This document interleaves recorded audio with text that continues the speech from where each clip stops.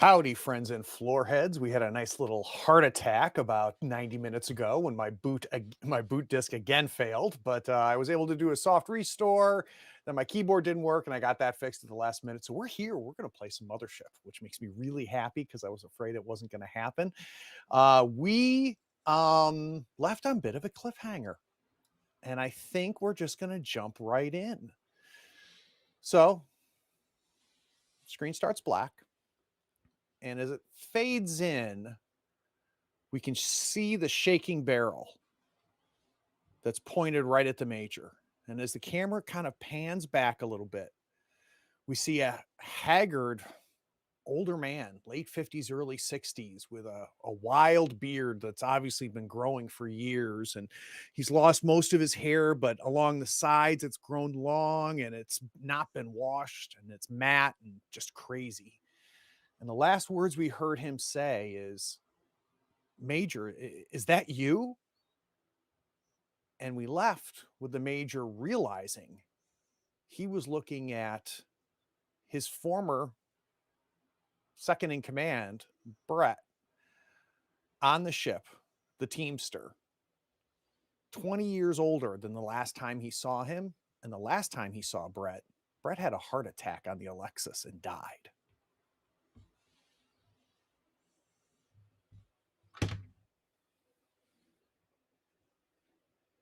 Brett? Brett, is that you? You yeah, but you're dead. You died. I lowered the gun down. I'm most definitely not dead. You're just let's talk this through. What happened to you? I saw you. Okay, I saw you die right in front of me when we were on that ship. I need a sanity save from you. As this is all starting to sink in, that you're looking at a guy who died. He's 20 years older. That's not compute. Is DC fucking up my sanity roll, or is it just fear? It's just fear.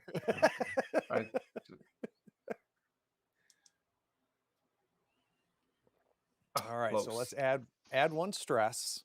I'm on 8. And I think this does require a panic roll. I click on the stress, right? Yeah.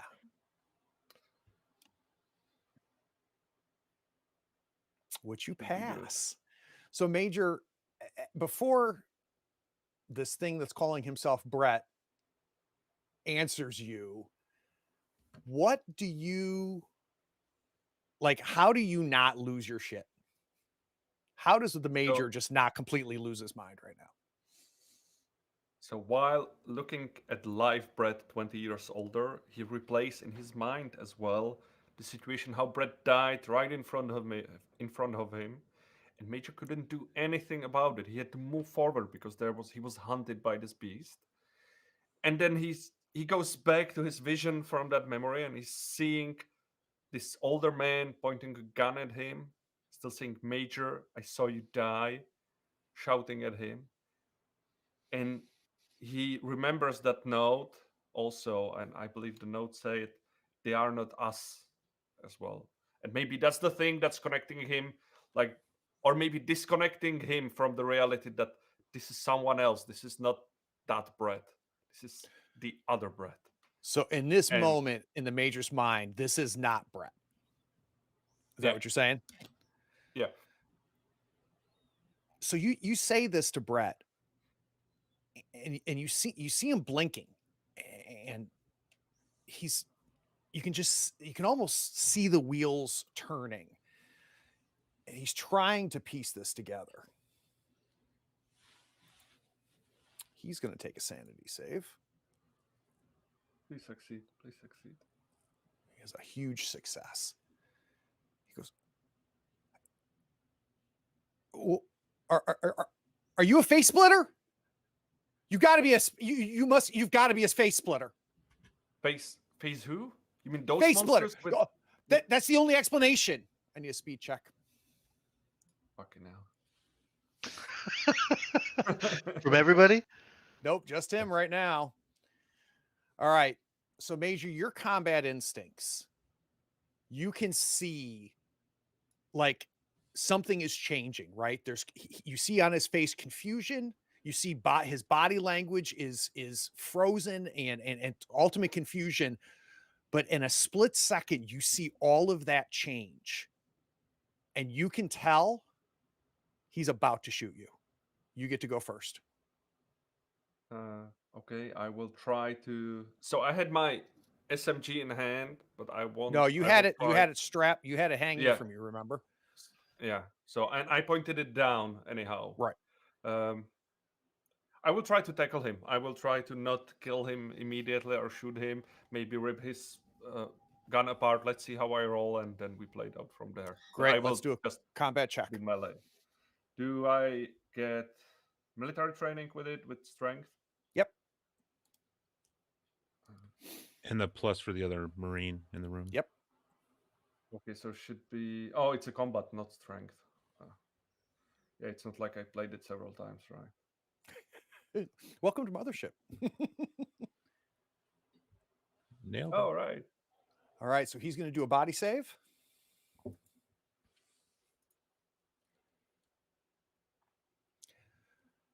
Tell me what happens. You succeed. He fails. So could I disarm him? Possibly, or is it too much to ask? No, that's a pretty good success. That's 39 against your 65. So yeah. Yeah. So his gun is shaking. You can tell like all of a sudden it goes still. And you lunge at him and you just tackle him.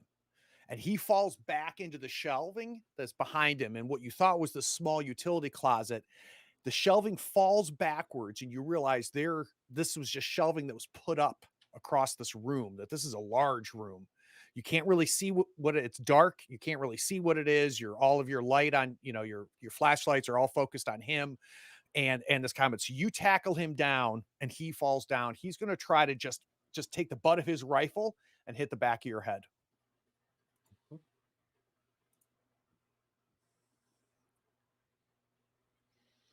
All right, body save from you, Major Farrell. You're rolling like crazy.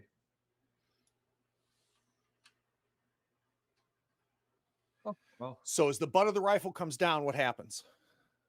He was aiming obviously for the head, and I just last second I just dodge with the head, and it hits me because he managed to hit me, but I just resisted, so it hits me maybe to my upper body, like to the chest, you can feel a little bit.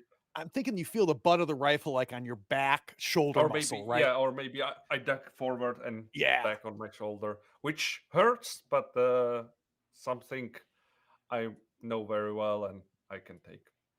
He's got that body armor on. The three of you are outside of this room. It was just the Major. He was pretty much blocking the door. He's not blocking the door anymore. So let me get a quick speed check from the three of you as we go into the second round. Second round, do I roll as well? You do not. Okay. All right. So Arlo and the Major are going to get to go first. So at Arlo hears the name Brett at a certain point. Shocked, disbelief, struggling to make ends meet. But ultimately, none of that matters because all of this is happening so fast. The Major tackles Brett, and geez, what would Arlo do in this situation? There's like no room. Like I'm not gonna shoot the guy in the head with a nail gun. Please don't use the nail gun now. Yeah. Ask him about your tomatoes. Yeah, maybe all I say is, Brett, if that's you, chill the hell out. It's me, Arlo. So, and as Arlo was saying that, I think it's the first time you kind of like look in the doorway, Arlo, right? And before the Major was blocking any vision that you had, but now that Arlo has tackled, or now that the Major has tackled this Brett thing, and he's taken him to the ground, you hear the clang of the metal shelving that they knocked over in the process. And you can see this guy take the butt of his rifle and just jab it into the back of the Major's shoulder blade. That's when you see his face. And takes a second, but yeah, that's definitely Brett. So let's do a sanity save. Perfect. Wonderful. So how does Arlo keep this straight? He's okay with nothing making sense right now. I mean, the journal didn't really affect him. This isn't really affecting him. He's okay with not knowing what's going Yeah. on, or the rules of what's going on. Like that, this ship has sailed and Right. Arlo's on it. Yeah. All right. So what did you say to him, Arlo? I'm sorry. Chill the hell out. It's me, Arlo. So, and you see this man look up and he goes, Arlo? Well, you grew your beard again? You look like shit. What the hell is going on here? Major? Step out of it, soldier.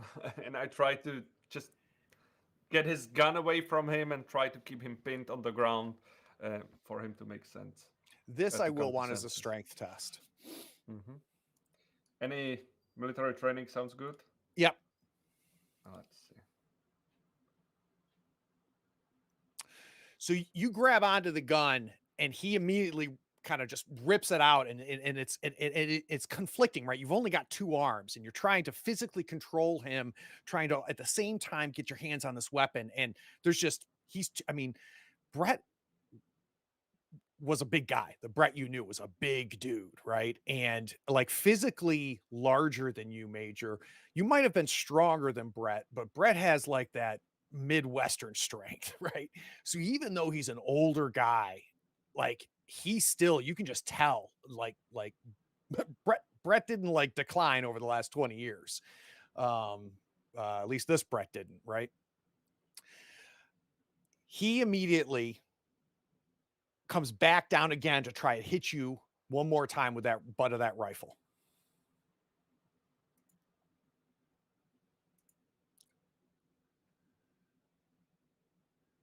And again, just nails you back on the shoulder again. So he's just going, bah, flush, hitting you with the back of the rifle. It's just, you're trying to keep your stuff together. It's not doing any damage. The armor is taking the most of the impact and spreading it around, but he's just beating the hell out of your back.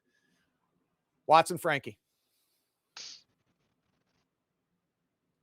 Well, probably Frankie being in the room, making entry at the same time, sees all this happen, and he doesn't know who this Brett guy is. He just sees Major getting attacked, and he's going to go try and disarm and take this or keep this gun out of this guy's hands. So you're going to try to grab the gun? Yeah. All right, let's do that as a combat check. 3 people wrestling for the rifle. Son of a gun. So you try to grab the gun. It's moving too fast, and you're just kind of now they're below you, right? Like you're almost like your legs are straddling the two of them as they're wrestling on the ground. And this Brett guy is just beating the back of his head, and you're trying to get your hands on it, and it's just total and complete chaos. Watts? So I'm still outside the door. I was kind of off to the side, so I'm just gonna lean around the door and take stock of what's happening, and just I'm gonna try to repeat exactly what Arlo said. Brett, if that's really you, it's me, Watts. Calm the hell down. Was that your calming voice? Yes. How How did it sound? And this is Brett needing to take another sanity save. Wow. So you notice a physical change, Major, when Watts says that. And you guys are like your faces are close to each other. You're wrestling around, and he goes, "You brought Watts?" And he puts his hand on your face, and he's trying to physically pull you off with a renewed strength that he has not had up to this point. We'll go back to the top of the round. Both the Major and Arlo get to go first. You're welcome. I helped. So Arlo turns his attention to Watts. What did you do? He's fully involved in this time travel nonsense, this otherworld stuff. Hold on, let me consult my thing here. Oh, there's quite a bit here on me and Brett, so it could have been anything. Major? Okay, as Major is struggling with Brett on the ground, being hit, but having the hand on his face, pushing away, he's headed. I'm gonna punch him in his face.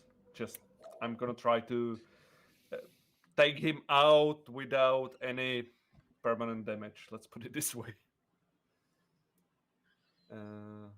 I guess that's combat, right? With military training. Yeah, oh yeah, definitely combat check. Yep.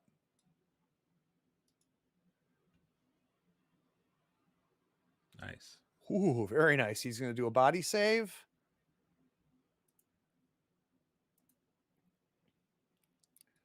Which he fails. Now I'm trying to think. I was trying to think about this like damage, right? Like what kind of damage would you physically do? And I'm thinking a 1d10.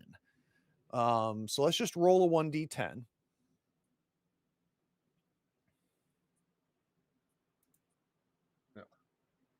No, just one. Sorry. And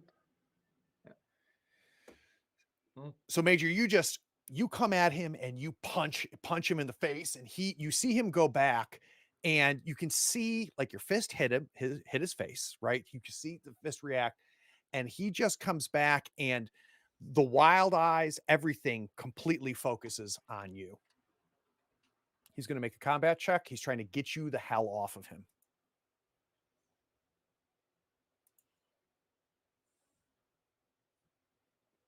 Okay, I need a body save from you. I guess the first rule of Fight Club. Oh, So his hand's on your face. He's got the gun here. He's still hitting you, but not with nearly the strength he was hitting you when he was using two hands. And what you didn't realize, Major, is you're trying to like all of this, right? Mentally trying to keep this tractor, physically trying to keep him contained as he's gotten his knees up under him and under you, and he just launches you back. So he kicks and you go flying backwards into Frankie. So Frankie, you're standing there and just like the Major launches off the ground and just like knocks you and just collides with you. Frankie and Watts. Frankie's gonna rinse and repeat. I'm gonna try to jump back on this dog pile and try to get this damn gun out of his out of the area. Okay, so Push you're me gonna away and go after push the him, Major right? away and just get back on him again. Okay, That's the goal. Let's let's see. What, combat check. hey, His body save. come on, roll bad. Oh, You get your hands on the gun, Frankie, and you rip the gun out of his hands. And you're standing above him, and he's on the ground. You rip the gun out of his hand. It's a pulse rifle, and you rip it out of his hand, and he's there. Watts. I'm just looking at Arlo. Like, I think it's best if we let them handle this. Yeah, I'm not doing anything. This is as long as there's no bullets flying. So we go to the top of the order. Is Arlo going to pause and not do anything this round? Like every other round. Yeah. Yeah. So Arlo's just gonna look at Brett and say, "Hey, this is Frankie. He's. Do you have a Frankie?" All right, Major. Huh. You have fallen to the ground. You see Frankie has disarmed Brett. Okay, I will try. So Frankie is holding the pulse rifle, or you threw it away. What's the situation? I think it's here? still in his hands. it's in hand. Yeah.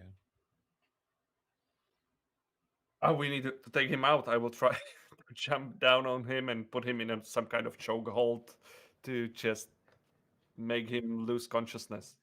All right, combat check.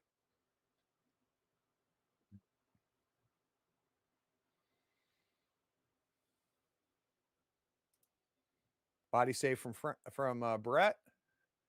A big old fail. So you get on top of him, Major, and you physically flip him onto his stomach.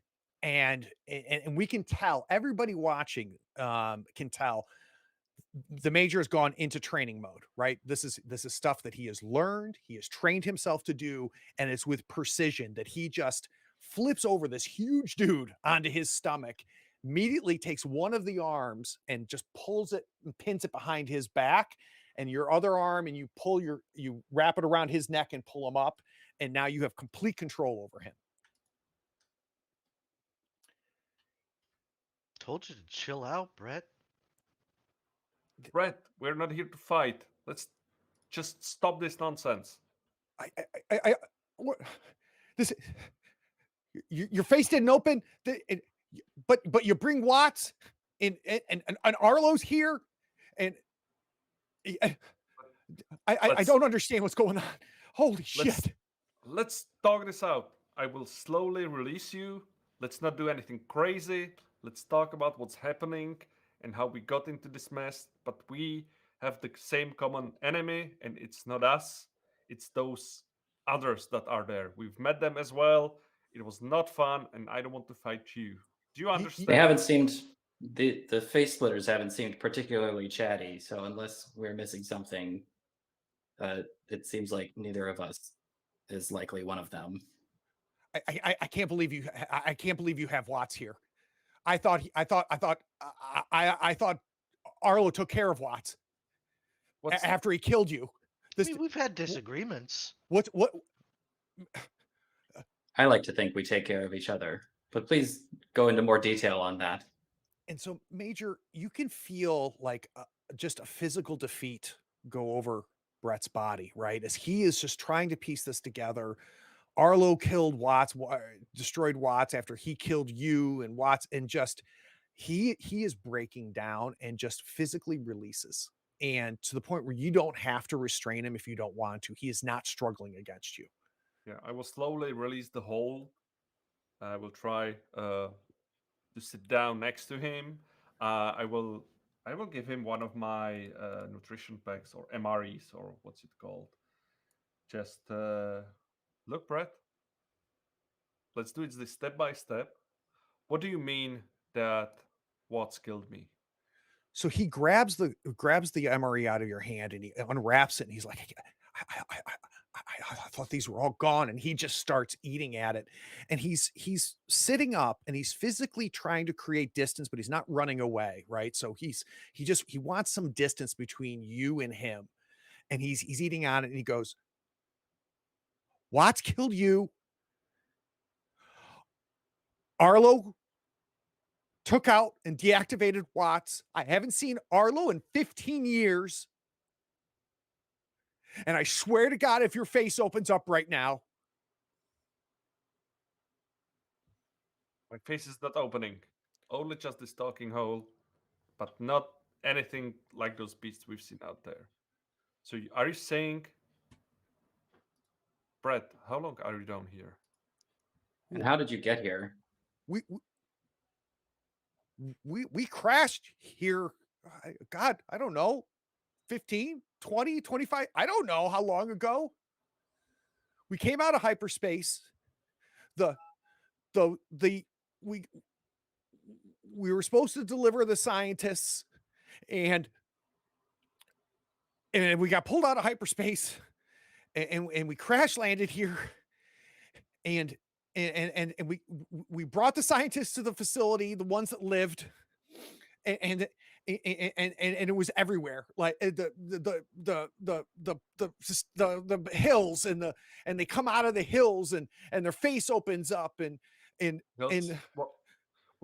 wait a second. What hills are you talking about? The hills, and he's like making a shape, right, like a cone. He goes, and at the top, and they come out of the top, and they killed everybody, and the four of us run, and we got away. And then Watts. Do you mean this? I will try to find. I don't know if I have one in my pocket. Maybe I will point to Arlo, like to show him the trinket in the shape of the pyramid. If he means maybe this. That's not a great idea when he's not stable. So, Major, you don't have one. Arlo does have one in his pocket. Yeah, Arlo, can't you? Yeah. Well, I went that way already, didn't I? By hills. No, I'm saying that out loud. Okay.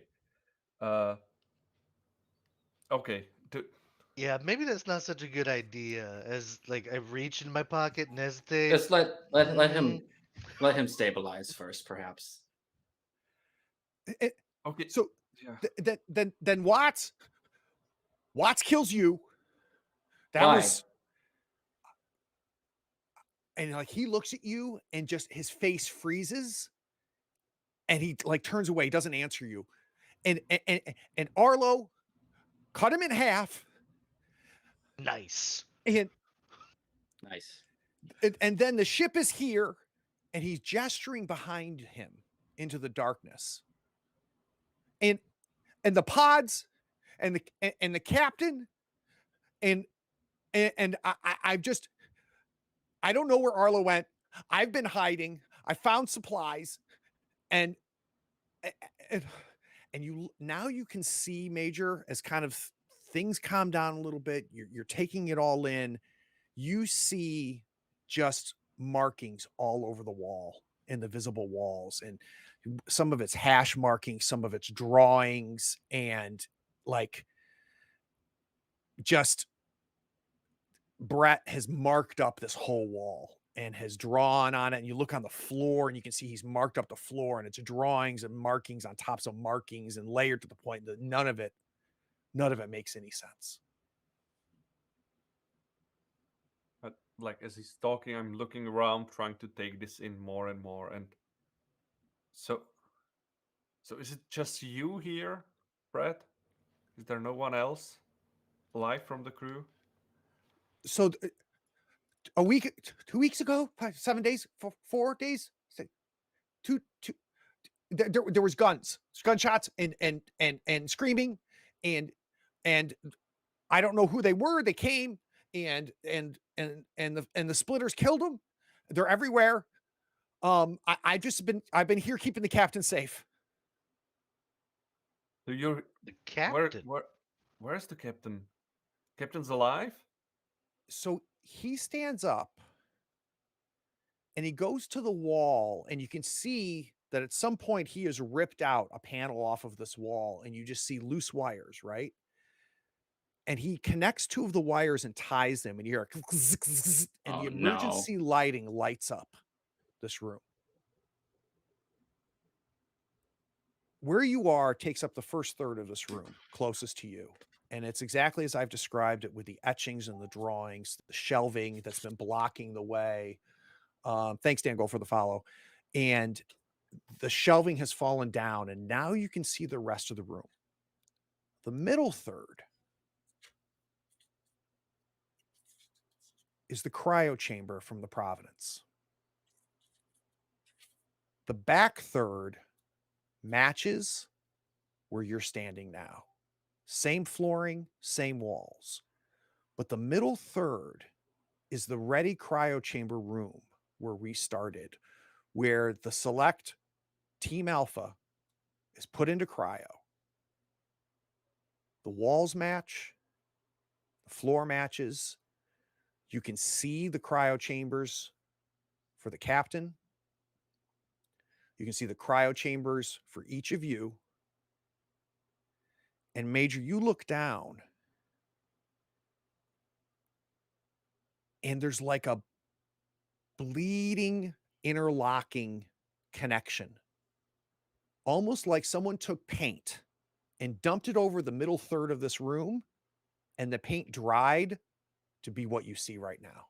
So it's just, it looks like liquid has spread into the room, but somehow this liquid is this cryo chamber of the province. Thanks This for the is the sub, Dan. first time that Arlo's kind of disturbed by it. Just the doing all the labor. Like that's how he's thinking about it. He's like getting that cryo chamber into this tiny room, into this hidden area. That doesn't make any sense. There's the four of us couldn't do it.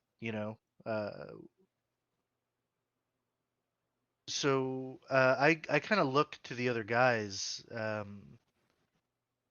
with big eyes, and hopefully Brett can't see me when I turn my head, and I mouth, "This isn't right," but I don't say those out loud. Those words out loud. So he goes back to finishing the MRE as he's doing that, and you see him now walking into the province, and he's walking towards the cryo chambers. He's got his back to you. How do the walls line up? Are there are there doors to the cryo chamber that would normally go to other sections of the ship? So, yes, right. So you see a door, the door to the main door to the cryo chamber. So the way this section is oriented is on the far left is where the cryo pods were, and directly across on the province is the door that leads to the rest of the ship. So you can see that. What you can't see is if you had your back to the door and you were on the province and you were looking at the cryo chambers, to your right and to left is not the walls of the cryo chamber. It's these two other sections of whatever the hell this is. So with Brett's back turned away from us, I get that piece of paper out that says "We are not us," and I kind of hold it, hopefully that Major and Watts can both see it. I don't say anything, but try to make it as visible to them as possible. Major gives a look, since he's with his back to us, Brett. Major gives a look to Frankie, just cocks his gun in signaling that to be ready for anything, and will proceed with his steps to follow Brett. As Arlo is holding that paper up, I'm going to just reach up and tap on the knot, which is like scratched. It's scratched out to the point of it being illegible.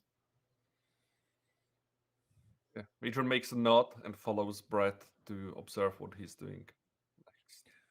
So he's walking past the open cryo chambers for himself, you, Major, and Arlo, to the one that's closed at the very end, which you know is the captain's.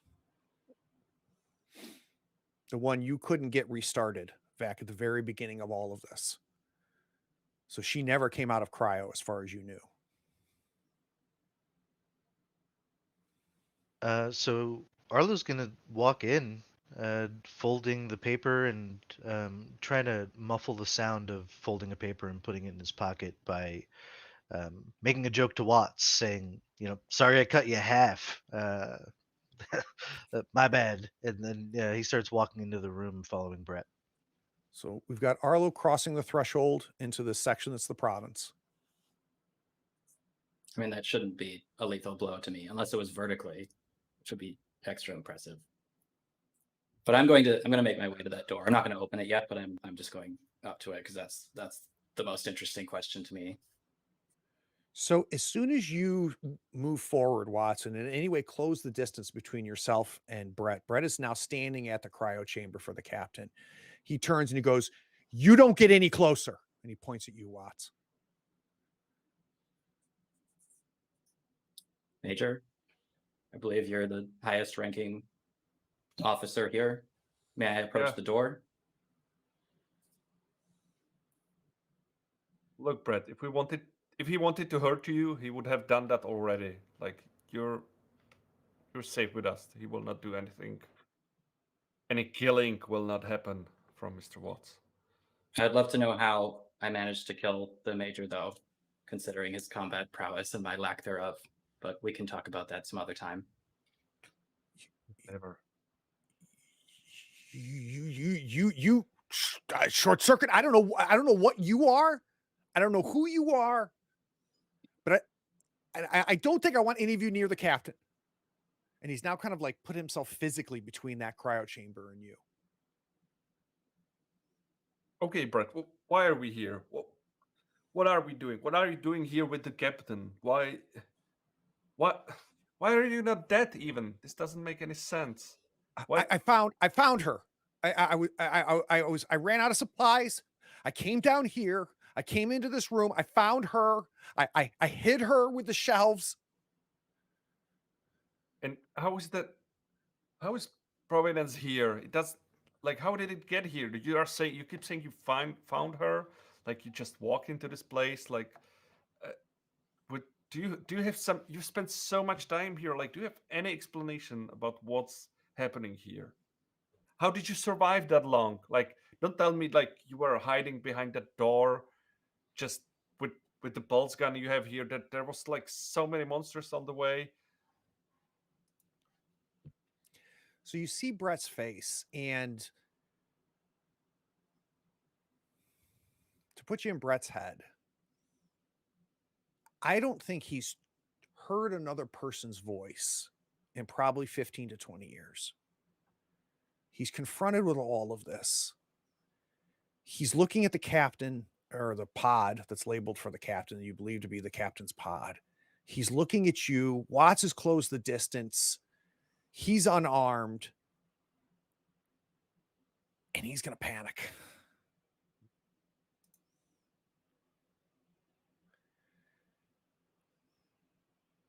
And he succeeds. So he starts shaking physically, and he almost collapses to the ground. So his butt hits the ground. He kind of sits cross-legged, and he goes, "Major, I don't understand any of it. It all stopped making sense a long, long time ago." And he is now just physically just shaking. Look, Brett, we came here only because we heard this distress signal, and I don't know who's holding it physically, but I would like to show him the tool that we have. This led I us have that. here. Yeah.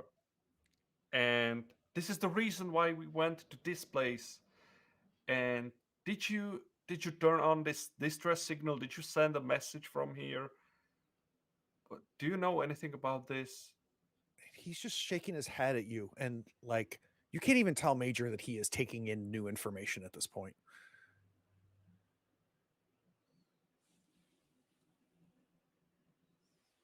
Mr. Watts, can you please examine the pod with the captain to see? I don't think Brett is gonna stop us now. I'm going to approach the pod now, Brett. And then I do so. He just kind of turns and looks to you, and just a glazed look in his eyes. Good enough. Can you see into the pod? Is it a glass top? So it is a clear glass top that and you notice this, Watts, before you get there, when powered and cryo is on, it would be completely covered in kind of crystal, right? As the inside is essentially frozen and brought down to such a low temperature. As you start to approach, the first thing you notice is this thing has no power, and it is clear. So there is no... Yeah, I'm gonna wait to make my final assessment until I get up and take a look inside. And being very conscious of Brett as the only potential threat right now, you start working your way towards there. Brett is not reacting to you closing the distance now. Watts, when you finally get there, you look inside and you can see the tank top that the captain wore in cryosleep. You can see the kind of the mid-thigh shorts that she would wear when she goes into cryosleep.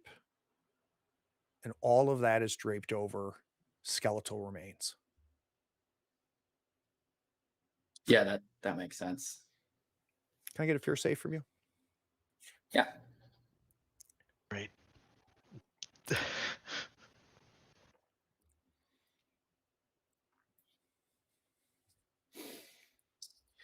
That would have been funny. Well, she's dead. Brett, what do you see when you look into this pod? Shh.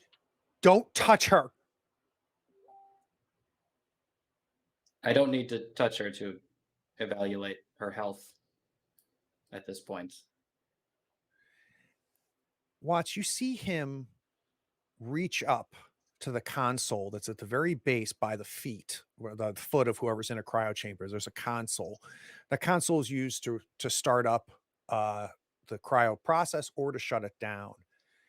and you see him reaching up for the handle that you would kind of just pull back to start the process to end cryo. And you see him reach up, and if you want to do anything, just yell as I'm describing this. He grabs the handle and he starts pulling it back. You'll see. What will I see?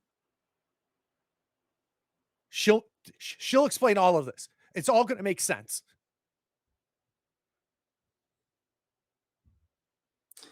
I look at Major and shake my head. Uh,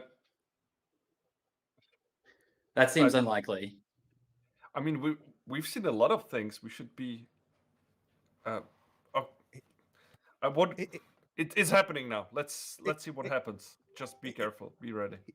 I am going to take a step back now that now that Major says that we've seen a lot of things like out of skeletal arm reach.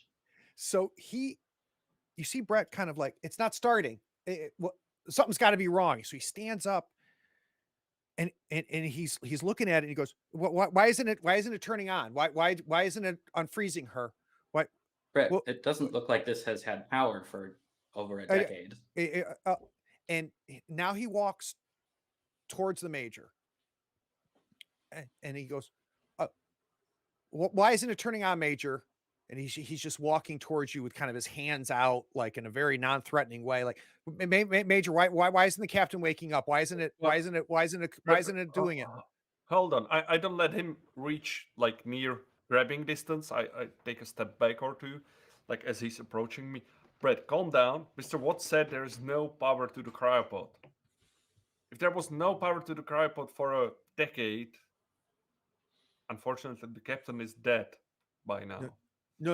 Because she's here, and all of you are not here, and she's here, and she's fine, and she told me that I would know when to wake her up. And you being here means it's time for me to wake her up. She told me that, and she's not waking up. She's not waking up, Major. So Israel, we who just had a fight here, with whom you are talking with, or the captain that is not waking up from the pod that is not working. What do you think is real now? Us or that broken pod? Need a speed check from you, Major. Fuck now. Should I no bonuses? Yeah, use the okay.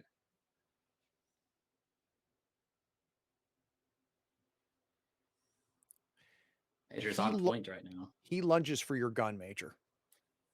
And without too much difficulty, you're able to create distance so that he kind of falls short. So he's kind of lunging towards your gun. You pull back and he just kind of stumbles forward. Because this was the only way. This was the only way. And your faces are going to open, and he's closing his eyes, and he's now kind of like, Arlo, explain it to him. And he's kind of moving towards you, Arlo. Explain to them that the captain's okay and the captain's waking up, Arlo. At this moment, I'm pointing a gun at him. During all of this, Arlo's actually been whispering to Frankie to catch him up. Like, so this guy was, our old crewmate. He died on that ship where we found you. He really loves Vienna sausages. He's 20 years older than we remember. All right, now you're all caught up. And then he hears Brett say Arlo and all this. What? I'm sorry. And then he realizes the seriousness of the situation again. And he just locks up. He's just kind of stumbling towards you, and his hands are out like he's begging you. Like, Arlo, tell him what's going on. You're a scientist, for God's sake. Is this back to me? It is. I'm gonna go up behind him and movie conk him out with the heaviest thing on my person, if possible. Okay. It's probably your harpoon gun, I would assume. So yeah, sure. Let's do a combat check with advantage.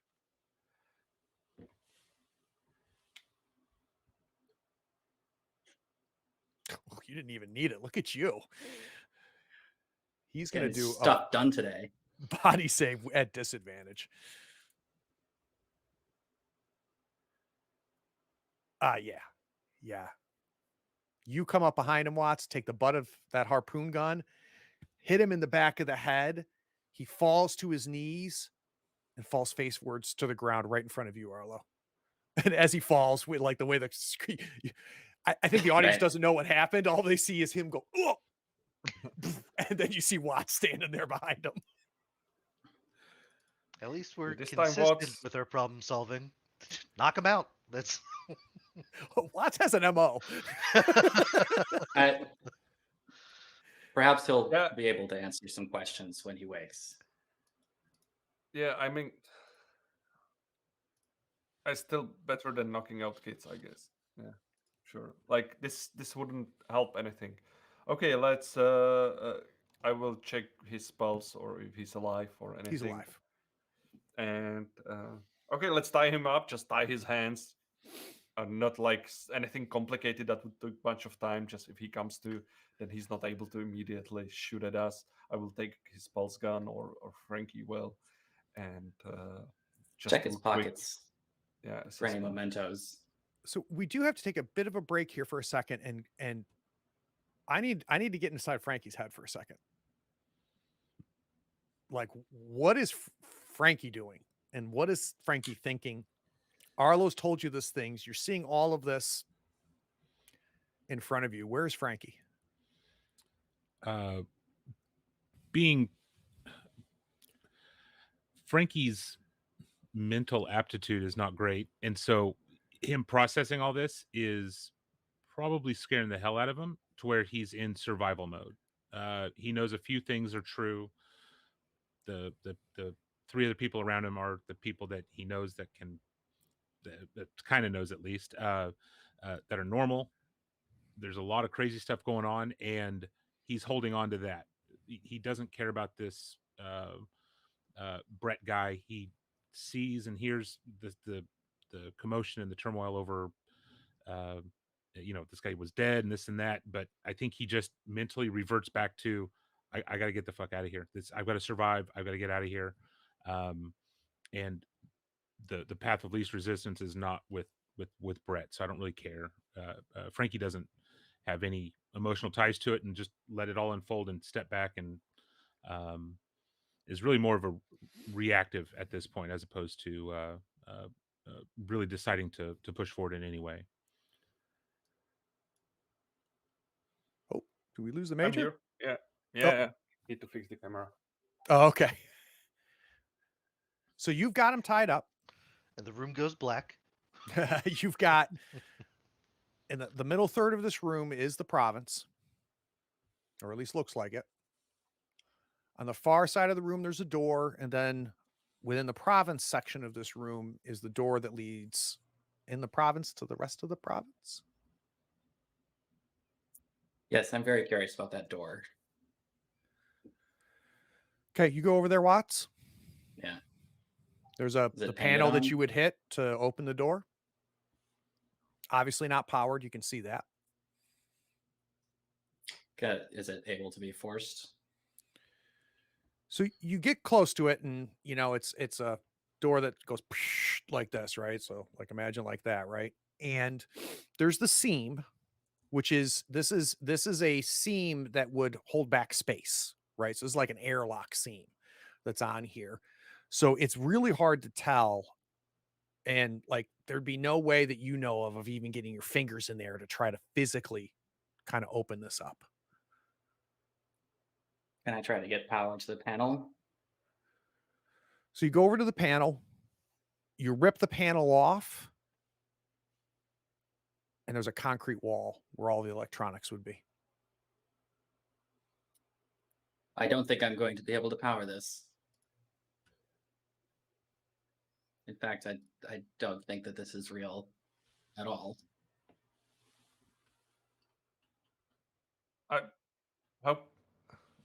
How can we tell this is real? I have to trust my senses. They are not telling me what's happening here. Alda, do you know anything about where we drugged, or do you have any explanation why we are not perceiving what is actually going on here? Why we are on this ship? you have any theory? Anything? Anyone? Here's what I can tell you.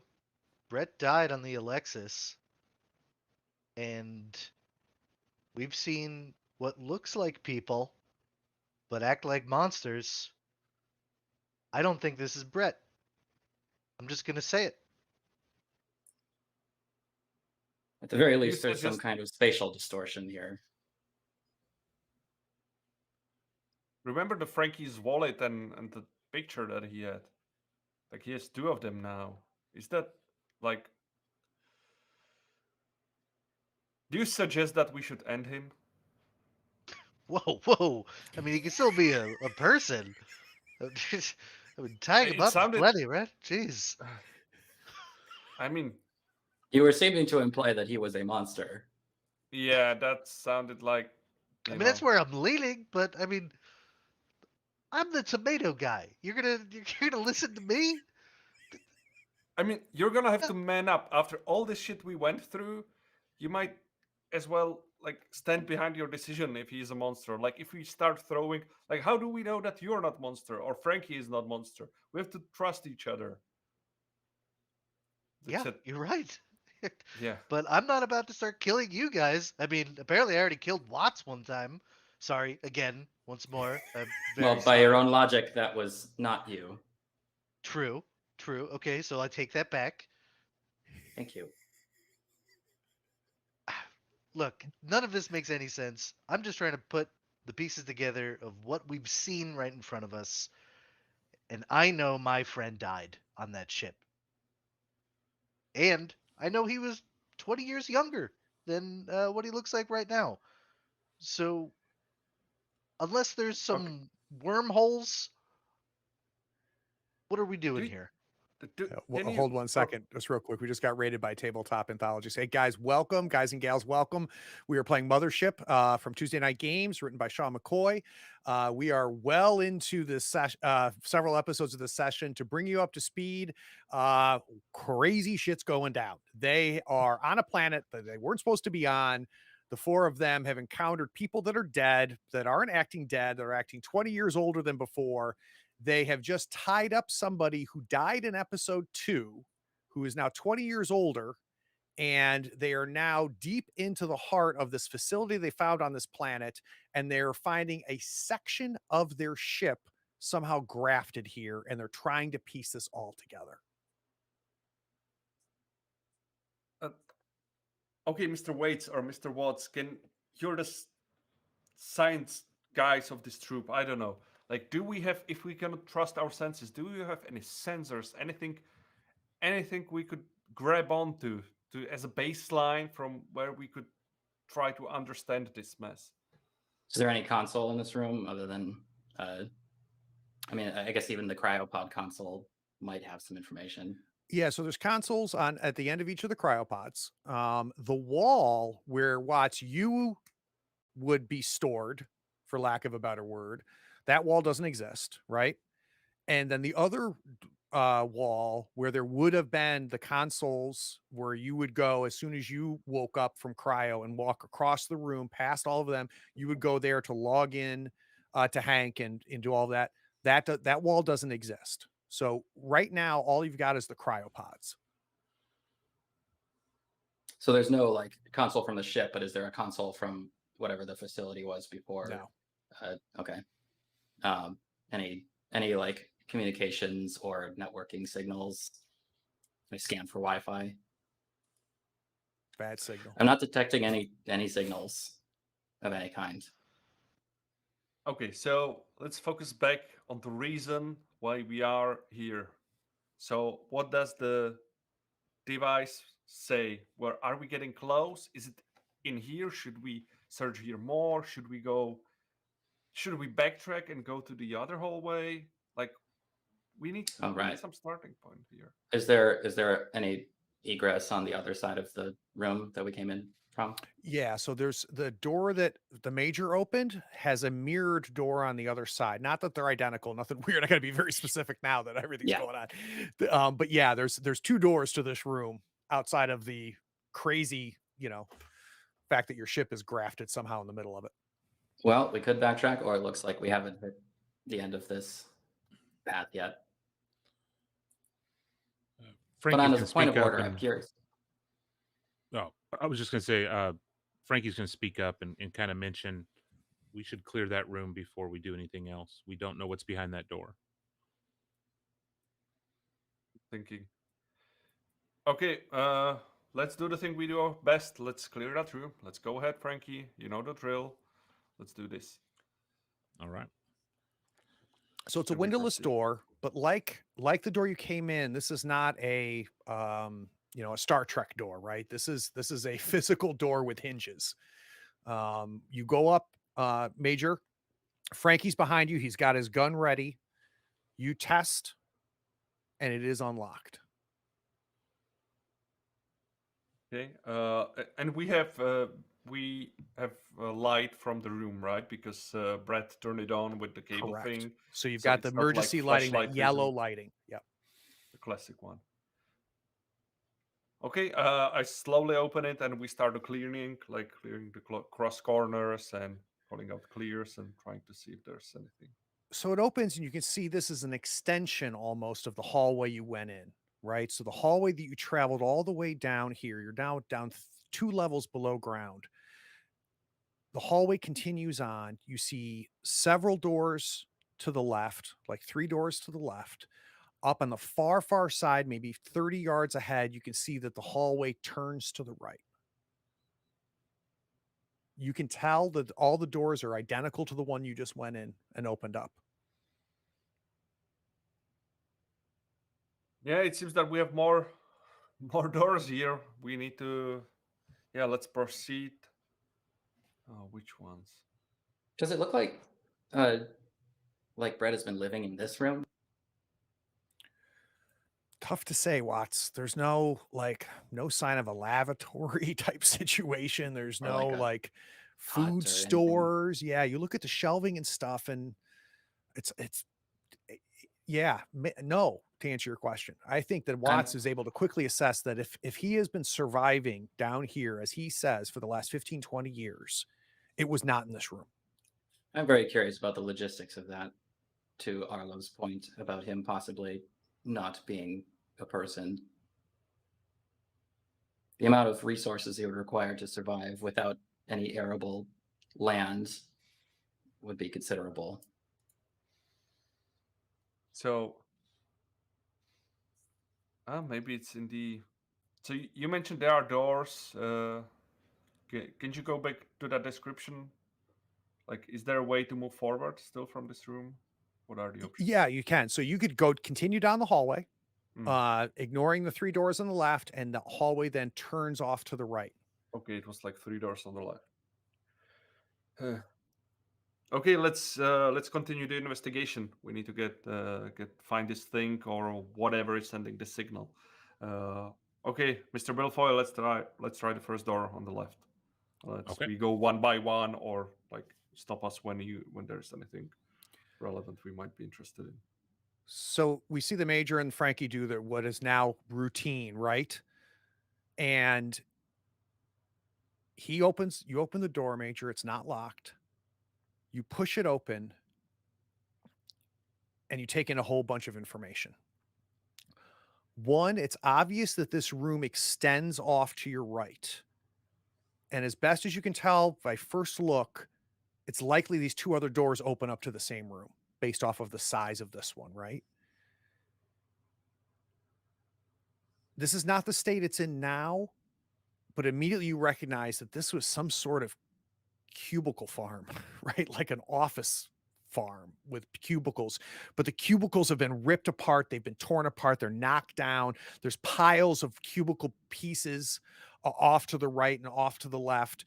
So something has happened here that has just ripped and torn this entire room to shreds. There's papers everywhere. There's like bullet holes you can now recognize in the walls from pulse rifles, and you can tell. And there's bodies. And your initial take is you can see maybe 5. Yeah, no, there's 6. There's 6 bodies, and Some are trapped under cubicle piles. Some are on top of cubicle piles. None of them are moving. They're all wearing the blue and black dress of that Defiance uniform that you have seen a few times now. It's not a. They are not skeletons. They are No. like decomposing. There's no smell. No, I take it there is a smell, but it's a smell not of. I mean, the fact that it smells tells you it's not that old, right? Because if it was, 15 years ago, there would be a smell anymore. Oh, the standard cubicle smell. Okay, we go. Mr. Belfoy, we need to clear this room first of any enemies. I look into any pile that might be suspicious to me, that there is something hiding, some overgrown cockroach that would jump on us, or centipedes, and just clear the room before we pay more attention to the bodies itself.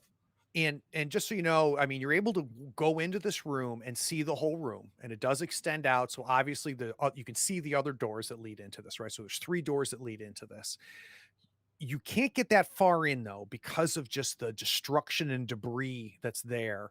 The first body you look down to doesn't give you any information. It's got just the back of the head, and they're wearing gloves, but you can see under that body, you can see that the hand is exposed to that second body that's under the first one, and you can just see, the decaying gray skin on that hand.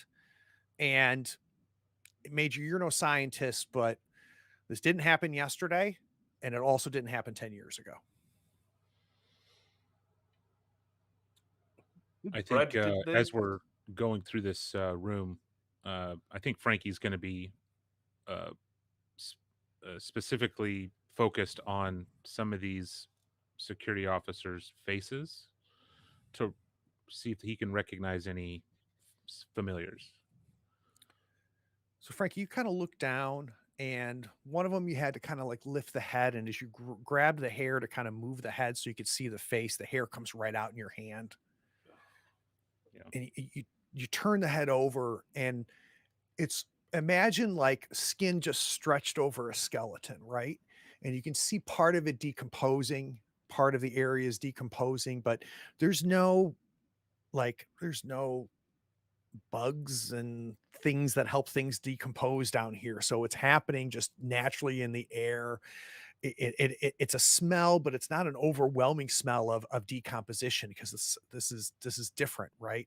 But the first like 2 or 3 faces you look at, Frankie, none of them are familiar. There's 2 men and a woman that you see. All of them are in this uniform. There's some pulse rifles in some of their hands, but you can tell that like some of them, have like the clips have been taken out of them. What's Arlo doing? So as soon as the major and Frankie went into this one door and then into another door, he just kind of mumbles to himself, "Well, I guess I'm on not Brett watch," and starts looking at Arlo 2, future Arlo's journal, and he's looking specifically for like how plants propagate and seeing if there's any parallels. He's looking to find any information on like he's trying to get weird. He's like, maybe spores? Maybe there's spores here, right? Maybe the plants are splitting in unique ways. Like anything that he could find that's a little off, to see if he could recognize anything as he's standing above a knocked out Brett. So, for a reminder for everybody, Arlo is looking through a notebook full of notes that's in his handwriting, and he recognizes of it matching how he thinks and analyzes and does things and how he graphs things and everything. But he didn't write this book; he found it. So as you're going through that, Arlo, you're just feverishly trying to look like spores or any kind of like takeover, breeding. You're just and it's all like soil composition, plant life, and how photosynthesis works with a sun that is giving off different UV signals. Like you've identified the UV rays coming off of this thing's sun is different than what you had on Earth or Mars' sun, and like you're piecing through it, and there's no indication, Arlo, that leads you on any path towards the face splitters, the province ship, Brett under your feet right now. Nothing is making sense. But the one thing that does become very clear, Arlo, as you dig further and further into this book, there's no doubt in your mind you wrote this. So coming up a little short-handed, I curse at myself and also at not myself. I put the journal away and I start kind of just meandering around this tiny not province room. Just the familiarity is a little difficult for me to kind of let go of. It feels kind of nice here in a disconnected, disturbing way. So yeah, I'm just meandering and looking to see if I see any familiar knickknacks or things like that. Was that the only cryopod, the captain's? There was the only one that was closed. The other three were open. And whose pods were they?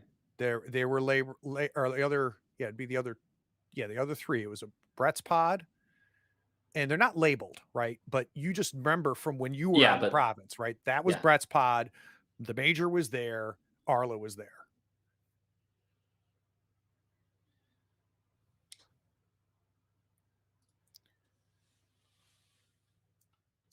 Frankie, anything in them or anything? Oh, go ahead. So, Frankie, anything in them? Anything sorry. You can? All right, one more time. I'm sorry, DZ. Sorry, I was wondering if anything was in them. No. Okay. I mean, yeah. If it was, it may have been a long time ago, but no, there's no indication that they've been used anytime recently.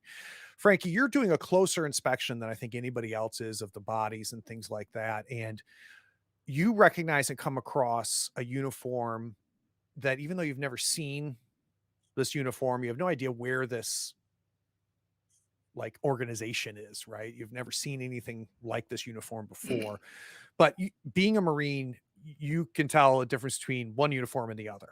And obviously this is an officer of some sort, a higher ranking person. And like cargo pants, there's a pouch on his leg. And you see the shape of a tube or something that's in that pocket. Yeah, curiosity killed the cat. I'm going for that tube. So you open up the pocket, you reach in and you pull out a tube, and it's something that you have never seen before. It's glass-like, but not glass. It's kind of a thick plastic. It's got some heft to it. You see a cap on both ends, and written in black lettering across it, it says orders. Let's go to break. We'll be back in 10 minutes.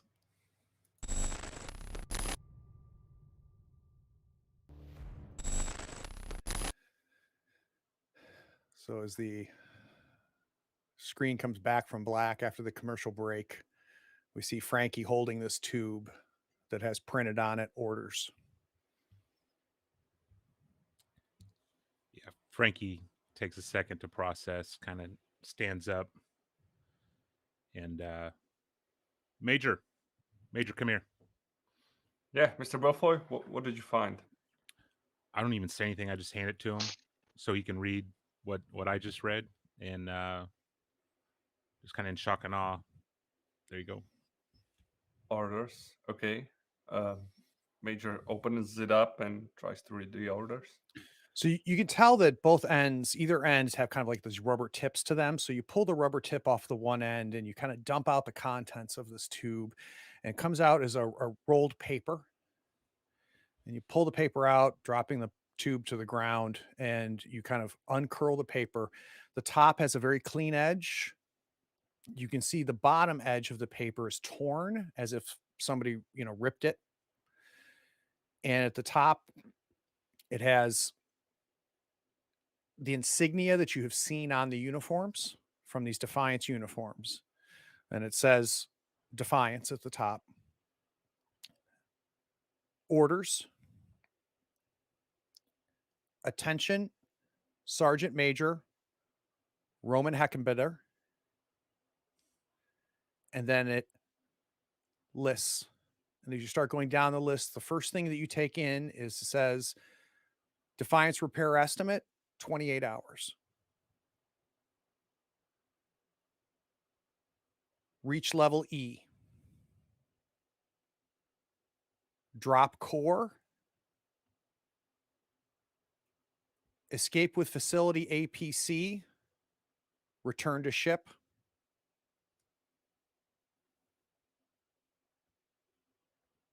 Level E, drop core.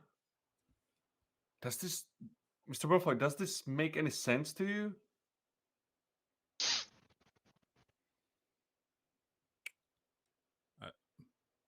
I'm thinking no. And you know, it's all capital letters APC. The two Marines know that's armored personnel carrier.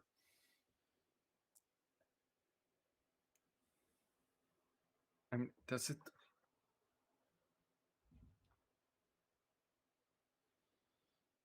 Can you go over it again, just for Sure. me, or do you have it? Yeah. Yep. So Defiance repair estimates, 28 hours. Next line says reach level E. Next line says drop core. Next line says use facility APC. Return to Defiance.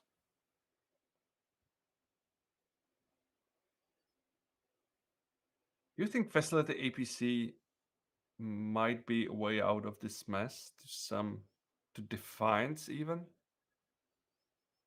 Wherever we are now, or what was it? Yeah, let's finish up cleaning up this room and regroup with the others. Is there anything other of interest? I would suggest we don't do any in-depth search, just this quick sweep and going through the corpses that are in reach, but we're not, or at least Major is not going deep into all the mess that is there. And you really couldn't. I mean, you would almost have to climb over things, right? So Yeah, I'm yeah. assuming that you guys have stayed on the periphery where you're able to walk. Yeah.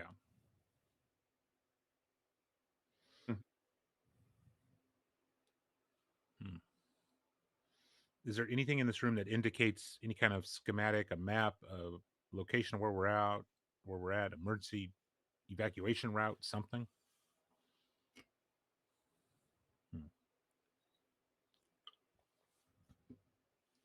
Okay. Let's head out. Let's go back to the group, and our next target would be to continue down the corridor. So I approach Mr. Watts and Arlo and show them the orders. Just hand it over to them.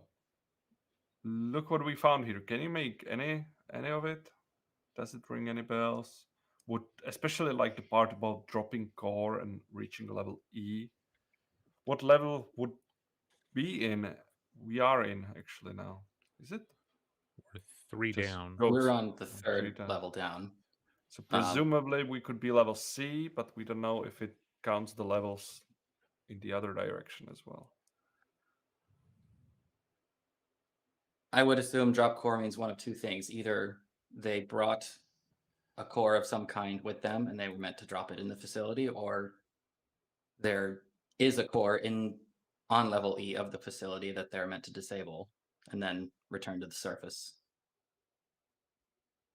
Would you say if the core was disabled, it would explain the energy failure and that we get only some emergency lights? Or if we are getting the lights, does it mean the core is still plugged in, just partially disabled? What Couldn't would be our speculate. assumption? And as I presume Major looks at Arlo, and Arlo is going through the notes, trying to do something there above Brett. Yeah, at this point, Arlo's just kind of spacing out. He's still looking at this ship. Like this ship was his life, and like he's kind of struggling a little bit right now. He never thought he would see it again, even though he knows that this isn't it. But this still feels home-like. So this whole conversation about the orders and everything like that is a little bit. He's hearing it, he's listening a little bit, but it's not really connecting. It doesn't goes matter. by him, right? Yeah. Mr. Waits, are you hanging in there? We need your full focus on the situation we have here. We all want to get out of here as soon as possible. I mean, let's be honest. Are any of us okay in here? I mean, we have monsters. We're on a planet we don't know anything about. We're a couple hundred feet down into the earth. I feel all right. Yeah, of course you do. Okay, so we have a situation here. We need to continue exploring of the station on this level, potentially Agreed. get to the core part of this facility. But we have our friend Brett over here, and I mean, we left the kid upstairs as well, but the kid wasn't dangerous to us. But Brett potentially could be danger to us. I mean, he was living here for quite some time. If he wakes up, he will probably be able to find a weapon and will pose a threat to our group. You may also assume it was all a fever dream. This may also be Brett. Are you comfortable killing Brett? I saw Brett die in front of my eyes when we were running away from that monster. Brett is definitely dead. I mean, look at the paper you found. Like that. Look, I know. But right now we're trusting a piece of paper with some scribbled notes over what we see right in front of us. Is all I'm saying. I can't make any odds or ends of any of this, but I just don't want to jump to any conclusions, especially when it's behind a trigger. Let's fully secure Okay. him for now, if we're going to backtrack later after we finish this end. You know, all the decisions we make here are and will be behind the trigger. And it's about our survival, so we have to decide. Okay, can we secure him maybe in one of the cryopods or something? Hold it as a detention thingy, not choking him, hopefully. Yeah, you could definitely put him into a cryopod. In theory, he could get out using the emergency physical release that's inside every cryopod. But that's the most secure thing to do with him, other than just tying him up more. Yeah, let's shove him in the cryopod, empty one, not with the captain. Which one? Is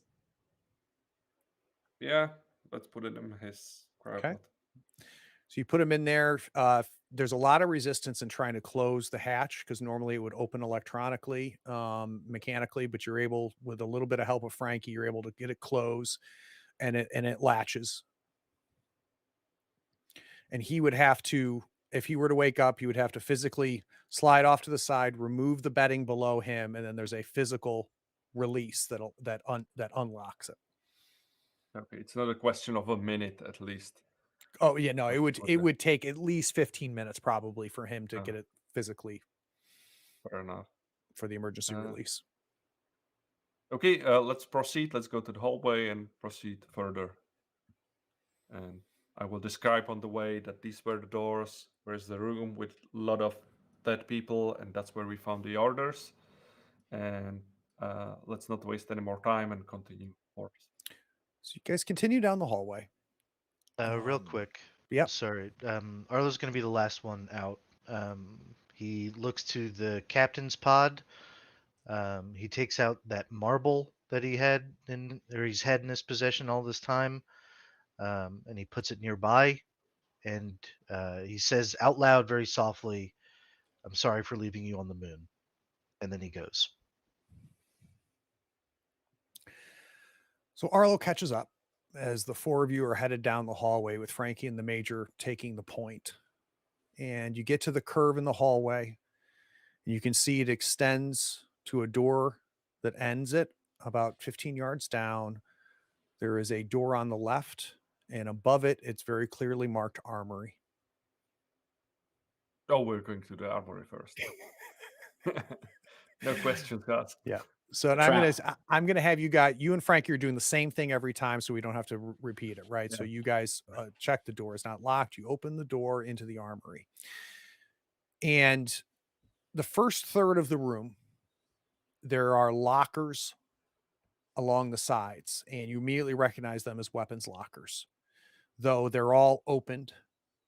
And a cursory look as you're trying to make sure the room is clear, you recognize that there does not appear to be anything in any of these lockers. They've all been ripped open. The doors have been torn off. Some are wide open. The back of this room, though, is some sort of shooting range. You can see an area that separates the room, and there's slotted cubicles where people would stand in a shooting range. And at the far end, down at the other side, a good 15, 20 yards down, you can see targets. And the targets have your typical outlines of the person with the bullet, the concentric circle bullets on each one of them. They've been shot up pretty good. You can tell, but all of them have been altered. And you can see different versions of these face-splitting monsters have been physically drawn on each one of them. Like with a Sharpie or anything? Or, Exactly. yeah. Well, I On the guess they knew ground, there's what, pulse rifle shells all over the ground. I guess they were dealing with these for quite a bit if they managed to prepare a target practice in an armory. Is there? I will try to find something, because Major remembers there was the message in the archive that they are weak to fire.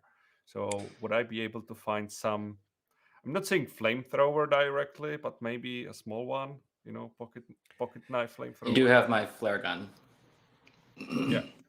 Yeah, Maybe more ammo to flare gun. Yeah. this room has been picked clean, Major. You guys find nothing. Can I hit a button and have one of the targets come down towards us? So Is you there see power? kind of like a chain mechanism, Yeah. like a pulley chain that brings them there. There is a button. There's no power to the button. If Can I just pull that? Yeah, you could you pull the chain, and the target gets closer and closer to you. You recognize that it is like a Sharpie, right? A Sharpie shape, and it's got teeth where the head is, like someone physically drew teeth. It's been shot up several times. Where is the concentration of fire on the target? It's all over the place, but most of it are within the frame of both the Sharpied area as well as the human target area. And there's nothing drawn, like, I know they've drawn on the anatomy of a head splitter, but have they like indicated any spot in particular that they were aiming for? Now, if you're trying to garner, is there any targeted area, focus area, weaknesses that they've focused on? It does not appear to be the case. So they and, had enough time to somebody was a prepare bad these. shot too, because there's a bunch of holes way outside the lines. So they had enough time to make these target drawings, but not enough to identify any particular weaknesses, if there are any. Would Major be able to deduce from that there are a lot of misses, that these targets were used by non-Marines, for example, that probably maybe standard personnel of this facility was trying to use them? Would that conclusion make sense? It would, Major. In fact, you look at this thing and you can see trained versus untrained, right? You can see close bursts where the gun was held still and shots went through and made larger holes because they were shooting into the shot, right? Other areas you can tell it doesn't appear the same person is the one that riddled this with holes, and there's definitely a difference between trained and untrained.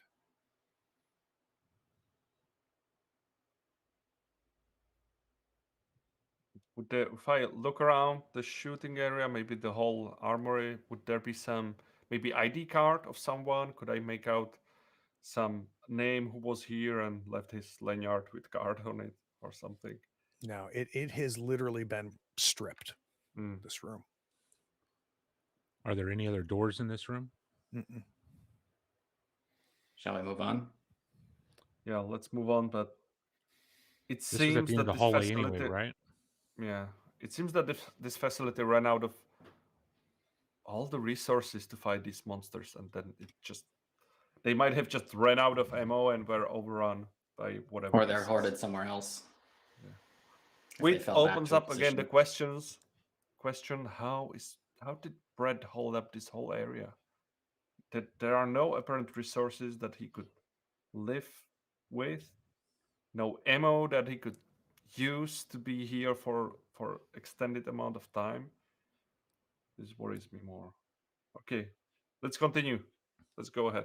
Let's go to the door that was on the end of the hallway. So you leave this door that was marked the armory, you come back into the hallway and you continue down this hallway, which continues to curve off to the right and ends in another door. This door is not just a hinged door. It's a door that would have slid open electronically when there's a panel. Still looks like this facility door is not like different area, not part of the. No, you've seen doors like this. Yep, and I think for last time you guys realized, I think you can pull the panel off and there's a physical release to open it. Yeah, okay. Yep, using standard safety procedures for both Frankie and Major, obviously covering each other. You pop that open and you go into a room that it's really difficult to get a sense of the purpose of this room. But it seems to be kind of a juncture that connects to another hallway on the other side, kind of going at a different diagonal. So if you imagine the hallway that you came in and the hallway that extends on, they're almost at 90 degrees to each other. And there's just this room that's connecting them, right? And the only real thing of note in the room is a hatch, like a maintenance hatch on the floor. And you can tell it's been welded shut.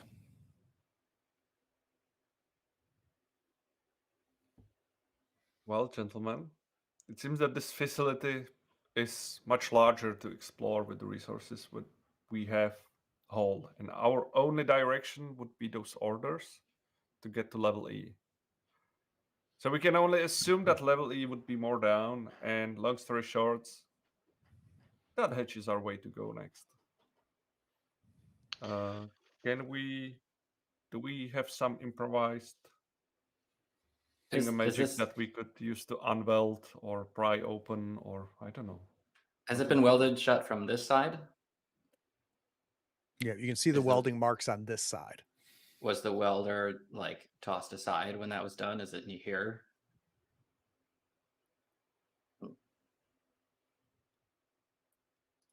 So when when we would have a welder, we can unweld that, right?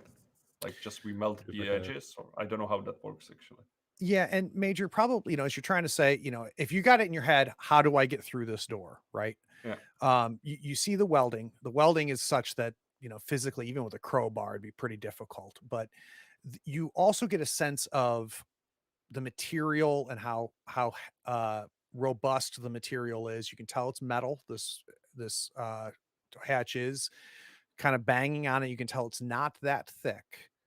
So it's potentially, you think you could shoot through it. Major, I've got Brett's plasma rifle. This might be our best shot to shoot through this thing. What's it? Pulse rifle. Oh, we have plasmas. Pulse, yeah. Ah, I'm sad now. Okay, go ahead, Mr. Belfoy. I'm gonna peek down the other hallway while they're doing this. And just so you know, Frankie, you have that pulse rifle. It has only the 3 shots in it, right? So the ammo should be set to 0 on your sheet, and it should be but all 3 shots. Okay.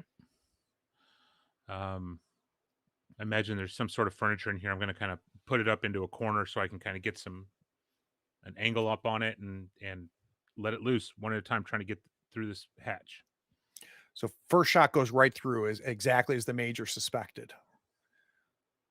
Second shot goes through, and by the third shot, the whole thing shatters, and you just hear it fall and a very distant sound of the metal hitting the ground.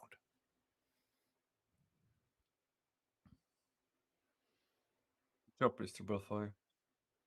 Okay, so we can squeeze through now. It's open well enough. So obviously, I would assume everybody kind of gave room, right, for Frankie to start shooting the damn thing. Frankie, the pulse rifle is out of ammo. You go up to this maintenance hall, and it is maintenance. It has got a ladder that runs down. It's maybe only like by 5x5, so it would be a single file.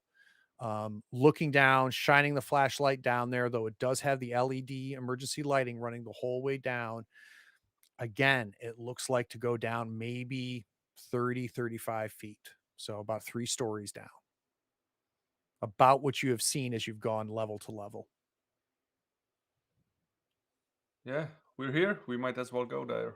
So, Major goes there first. So Arlo's got this the journal back in his hand and a pen, and he's looking back behind him. Did we take a left or a right before we went? He's trying to. He shows the majors like, look, I think we need to map this out. We need to check our steps before we go any further. So Arlo, I want you to imagine a circle, right? And imagine that you guys came into the elevator at 6:00. You had the hallway extend off to the right that you didn't take, that ended in a door, but you didn't get to that door. And then the hallway you did take off to the left. And the door that led to the province was maybe right at I would say maybe 8:30-ish, like halfway between 8 and 9:00. And based on what you've walked around, you're roughly at about noon, 1:00 now on this clock. So if this hallway were to continue around, if you went then down this other hallway and you look down it, you can see it curves around the same way, it would take you to 3:00. Okay. Well, I show them this, this map that I've been putting together of the other floors as well. Just really rough, straight lines sort of things with question marks for places that we haven't gone in, and chicken scratch for places where we have, because no one else can read it except for me. And after I wrap things up and I figure out that we took a left last time or whatever, okay, I think let's go. My mood just completely changes. I'm like, all right, let's do this. Hey, good job, Mr. Waits, keeping track. And Major in his head knows that he will be able to backtrack where he went, so he's not that worried about it.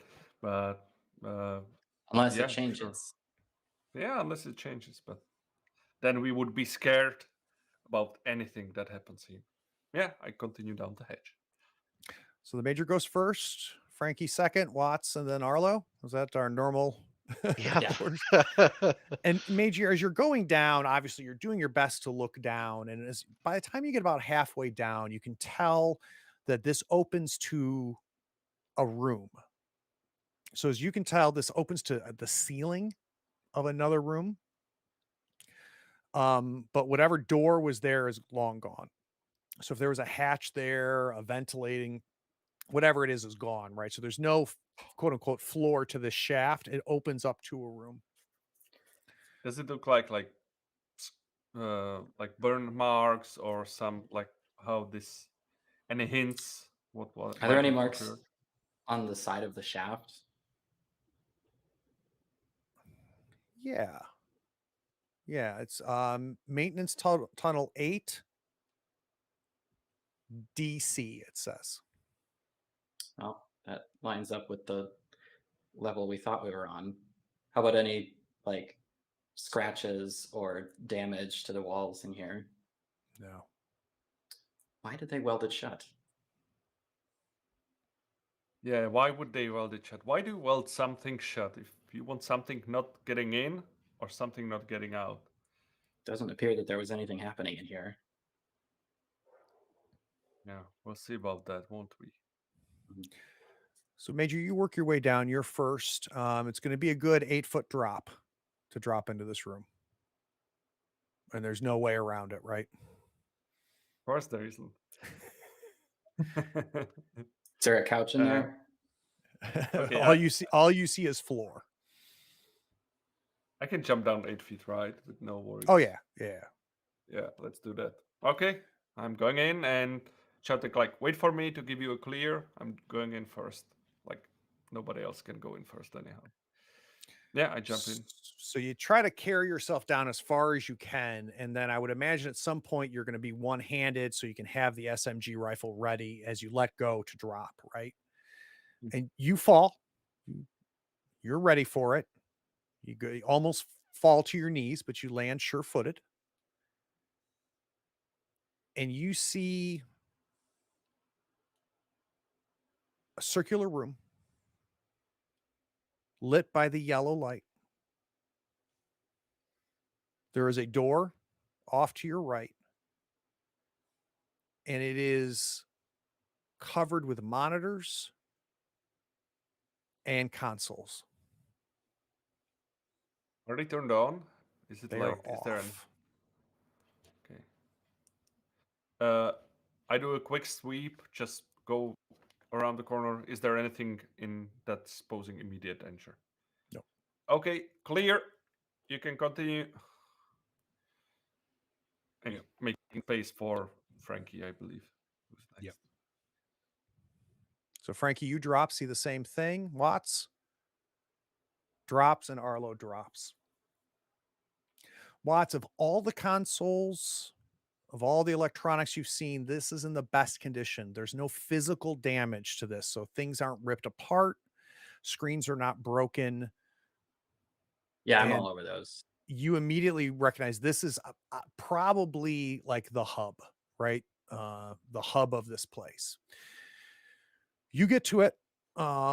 You start poking around. I don't need any rolls because you're going to take as long as it takes to figure everything out. I'm going to give you a bunch of information, but you can also ask me for information as well. Okay. So immediately scans, you're able to find where the emergency power is. And with a little bit of fiddling, all of the consoles turn on. All of the screens turn on. It's obvious, based off several pieces of information, that this is a research facility, all branded by this religious sect. The screens show various rooms above you, rooms that you've never seen before. Some of them you see nothing. Some seem untouched. Some rooms you've seen before. You see some rooms with skeletal remains in them, some that have been destroyed. And outside of the obvious research that was being done here, and the research, as best as you can tell, Watts, is centered on the planet's viability. Right. So the research that we saw Arlo doing on the soil samples and vegetation and logging of nutritional value of indigenous plant life and so on and so forth. But they also seem to have been digging, because you come across controls for a drill on a level E. And you also recognize that the central power core, which is a nuclear core, is on this level E.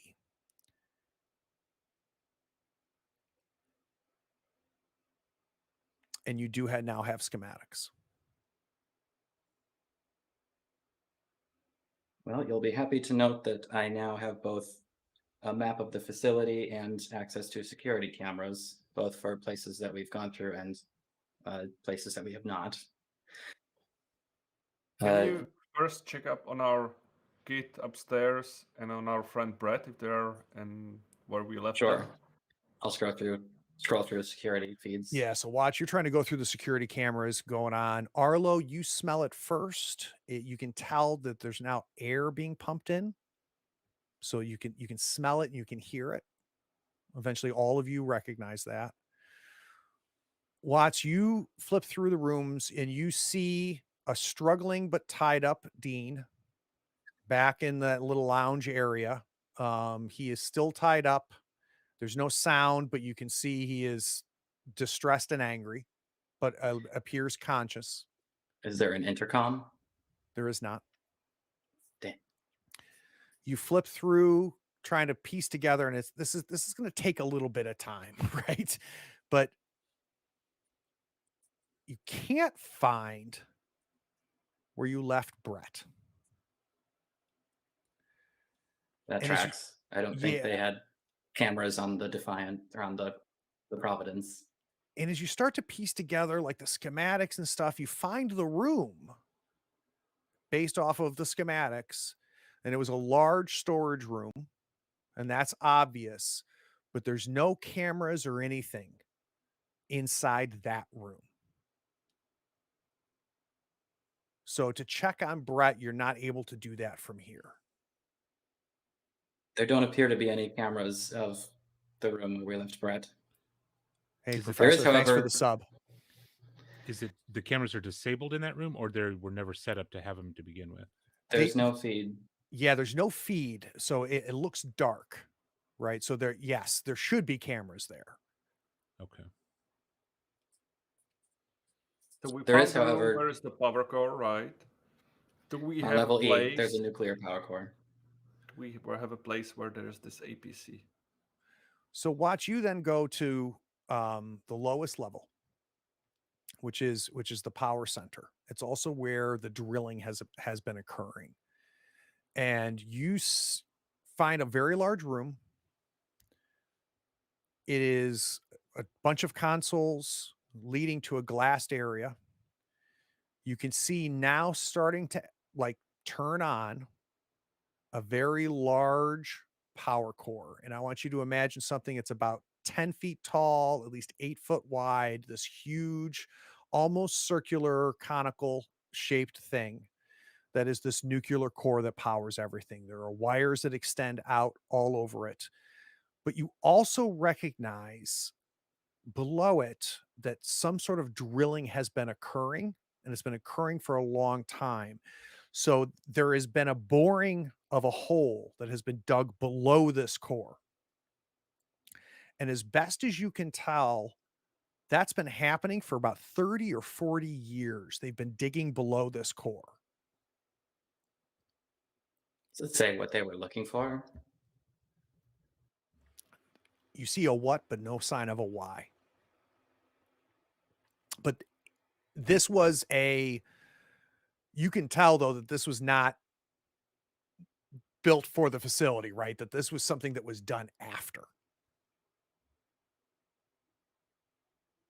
So I'm looking at the air vents with the air pumping out. I ask Watts. So you're at those schematics. Is there any other place where someone could have turned power on to this whole place, or did we just basically put a target on our backs? Does everyone in this facility know where we are?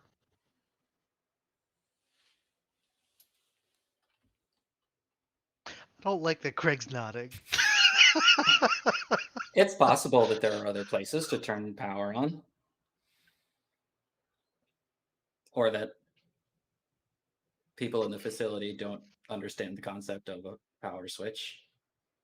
I hope that those things are not sentient enough to track us down here. So I mean, we still have presumably, scientists and the military types, and we don't know who's friendly or who's foes down here. We just basically said, hey, everybody, at least we got fresh air, right? So the other little piece of information, Watts, as you're analyzing this core room, is you recognize something that's a garage. And in this garage, branded with our religious sect, there is an APC and a tunnel that seems to indicate in the schematics, there's no cameras, but a tunnel that leads off to the bottom of a cliffed area. Well, I think that'll be our ticket out of here. Is that on level E? Yeah, it's all part of this core room. how do we get to level E?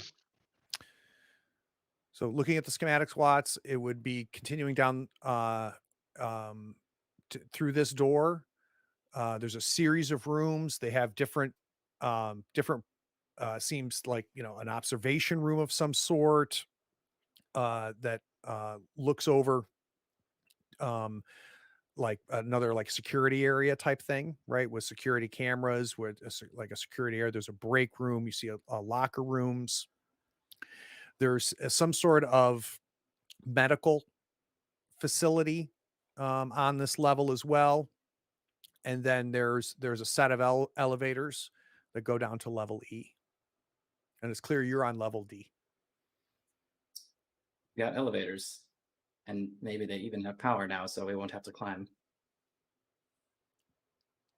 And neither will they. Is there a super elevator to the top floor? If you know what I mean, like because this was like chain of okay.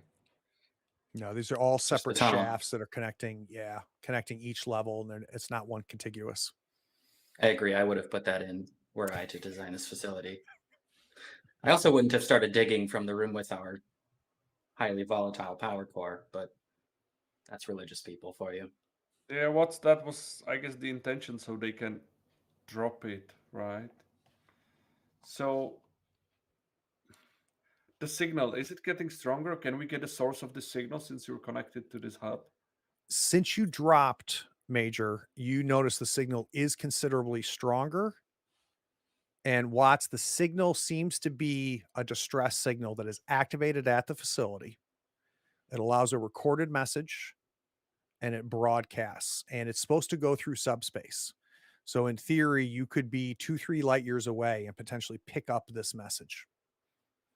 But its origin is generated from the core room, which it also looks like a bunker, quite honestly. So it could also be, an evacuation. Like if all the shit goes down, you could go to this bunker, and it has supplies and everything. And you know, the one sense of any type of safety measure that you've seen for the first time, Watts, brings you a little bit of joy that somebody was thinking ahead.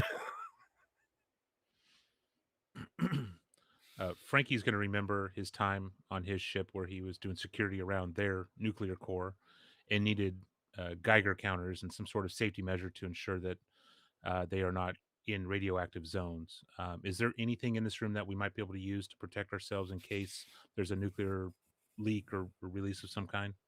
No, and if somehow you broach the subject with Watts makes it clear to you that the core is contained, right? So there's safety, radiation plating, and you could be in this core room separated from the core, and in theory, if things were built to spec, you would not be irradiated.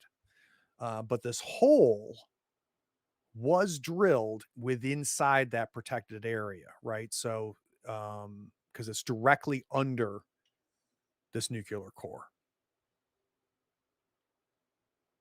Can we like map our way towards the core, checking in for any life danger?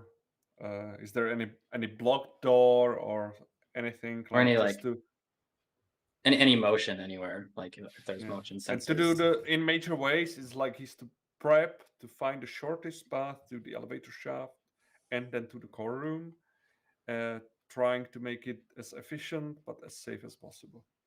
So thematically, this is kind of the game. To take a meta look at this is very 1980s future, right? So what the future looked like in the 1980s.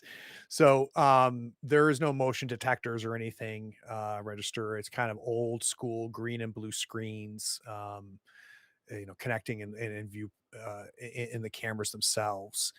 So a couple things to note. Things look relatively untouched on level D and E. So the destruction that you saw does not appear on level D and E rooms. The you see skeletal remains, you see no sign of any Defiance soldiers that made it this far.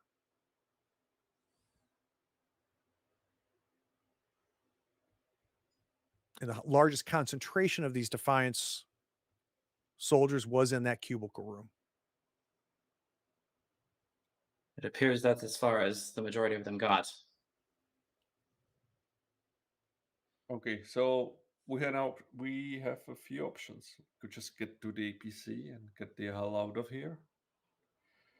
We could try to figure out how to drop the core and I presume engage in nuclear explosion, destroying this place out. I have not like for me it sounds like a suicide. Maybe the other way around, like to prevent it from being timed for explosion and then get out of here. Based on the And information that you're able to draw, Watts, this hole is at least, based on the records, at least a mile deep. Yeah, if we drop that core, it's going to be falling for a while. I would ideally it would give us enough time to put some distance between us with the APC ready. is that confirmed by the TM? You know what I want? I think I want to roll. If Watts is going to try to understand what the impact of an exploding core would be based off of what he's seeing, Watts, what are we going to use to try to suss that out, do you think? Mathematics, of course. Okay, I like that. Um,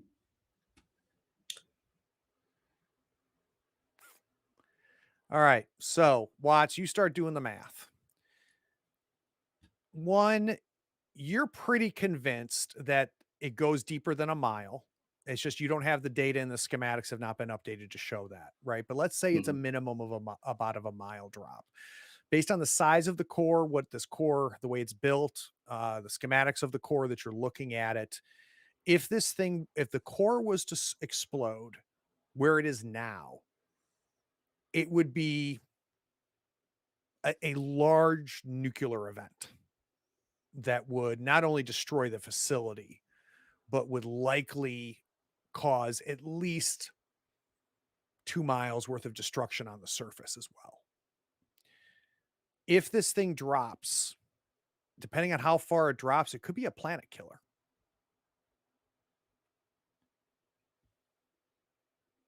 But Right, what now? that would mean that it would have to drop far more than a mile.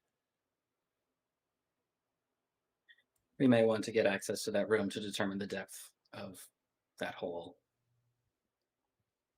If there's logs about their drilling, are there logs from like when they started or like sometime in the middle once they got going of how much they were digging per day or year? Yeah.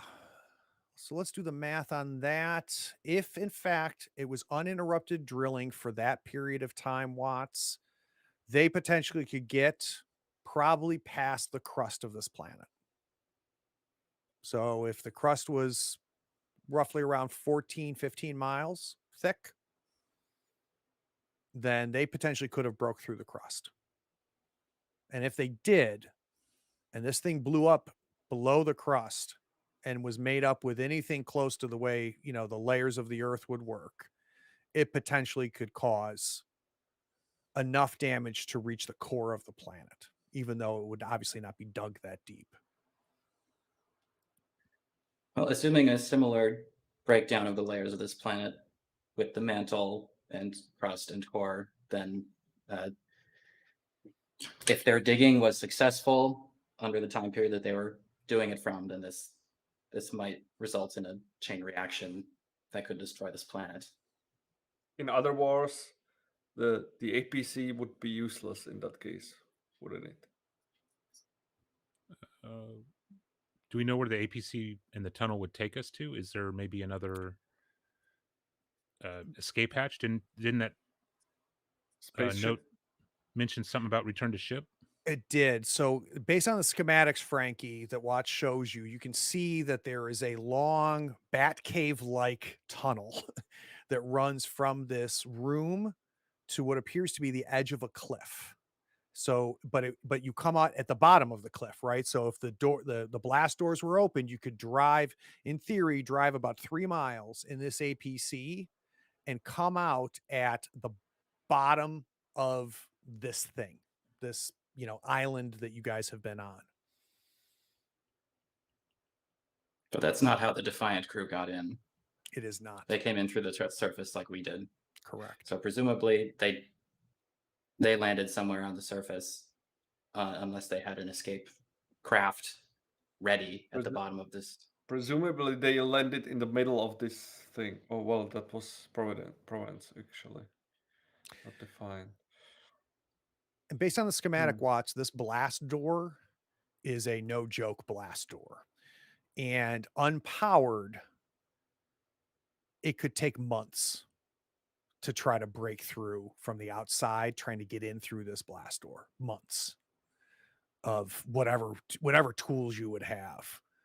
But if powered, it could be opened.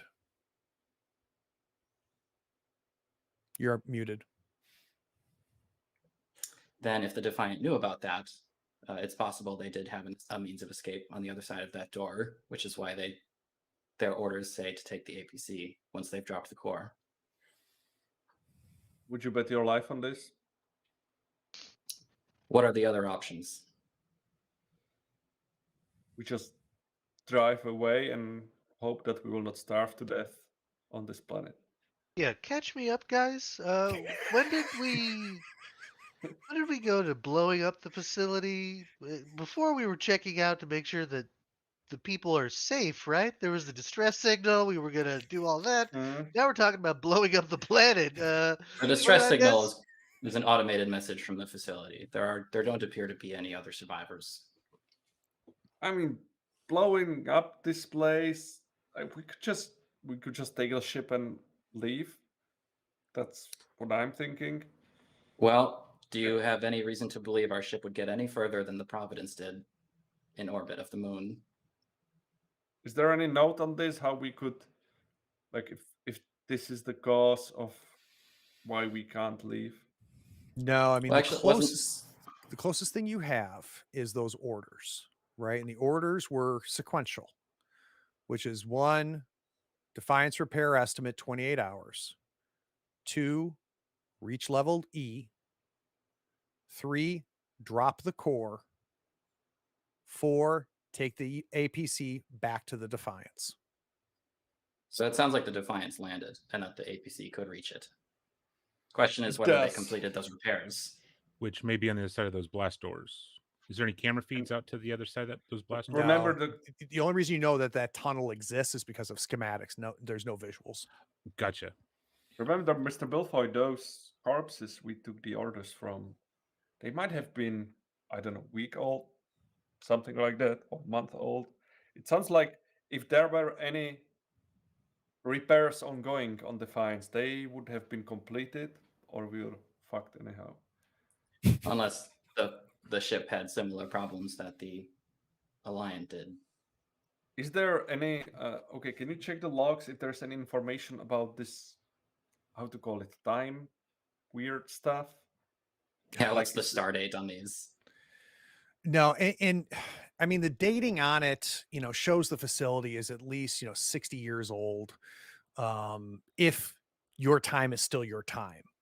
But I'll be honest with you, I think at this point, all 4 of you have questioned that as well, right? Whether your time has been truly linear or not. But assuming it was, and your time is the true time and thing, this facility may have been built 60, 70 years ago. There was a construction team that was brought here soon after, about 15 years later, after it was built. Then there was a commission to bring the researchers to determine whether to use this facility to determine whether this was a habitable planet. During that time was that message that was sent out that you guys came across, saying we found it, it's here. Tell, I forgot his name, to come. Mordecai. Mordecai. Tell Mordecai to come.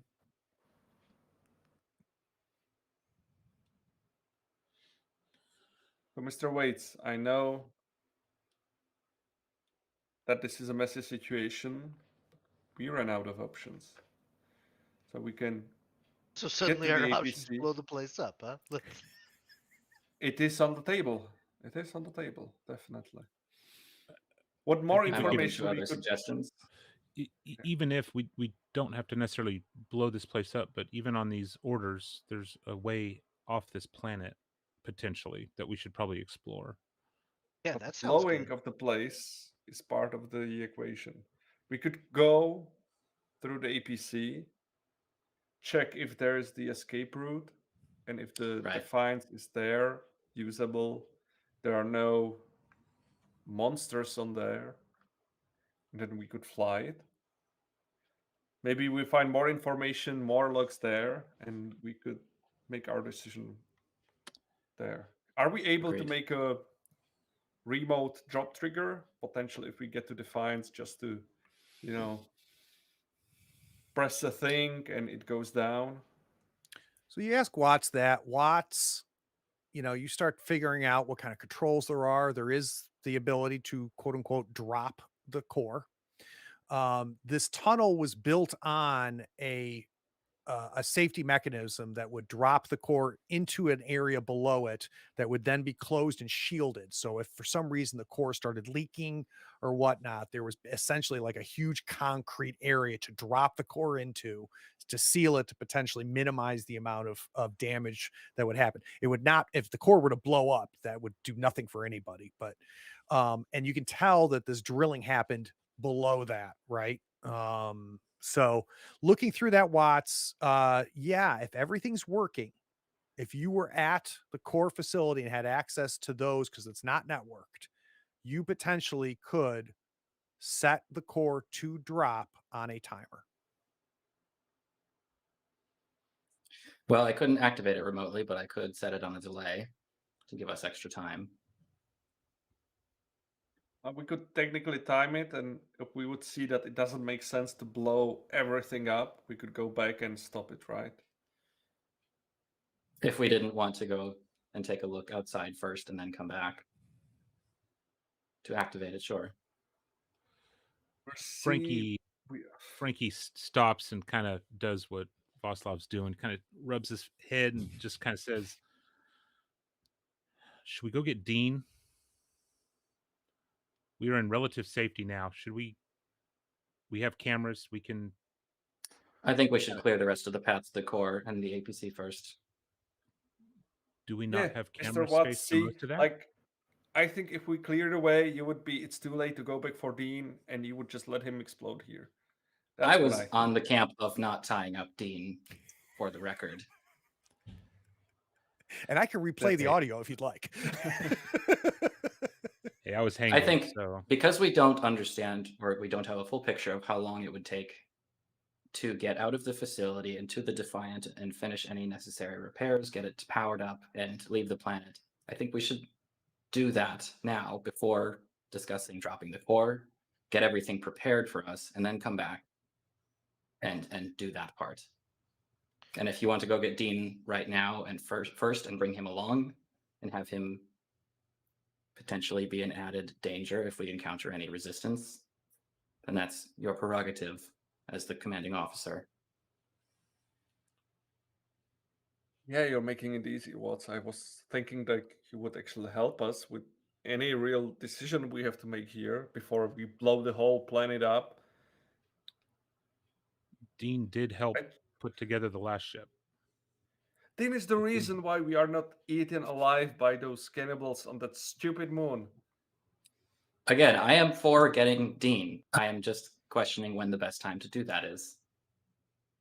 Right before we hit the launch button, right, guys? We're still thinking about this? This is crazy to me. We don't even know we have these military types called the Defiance, and you just want to walk up to their ship and be like, hey, what's up, bros? They're Defiance. This is crazy talk.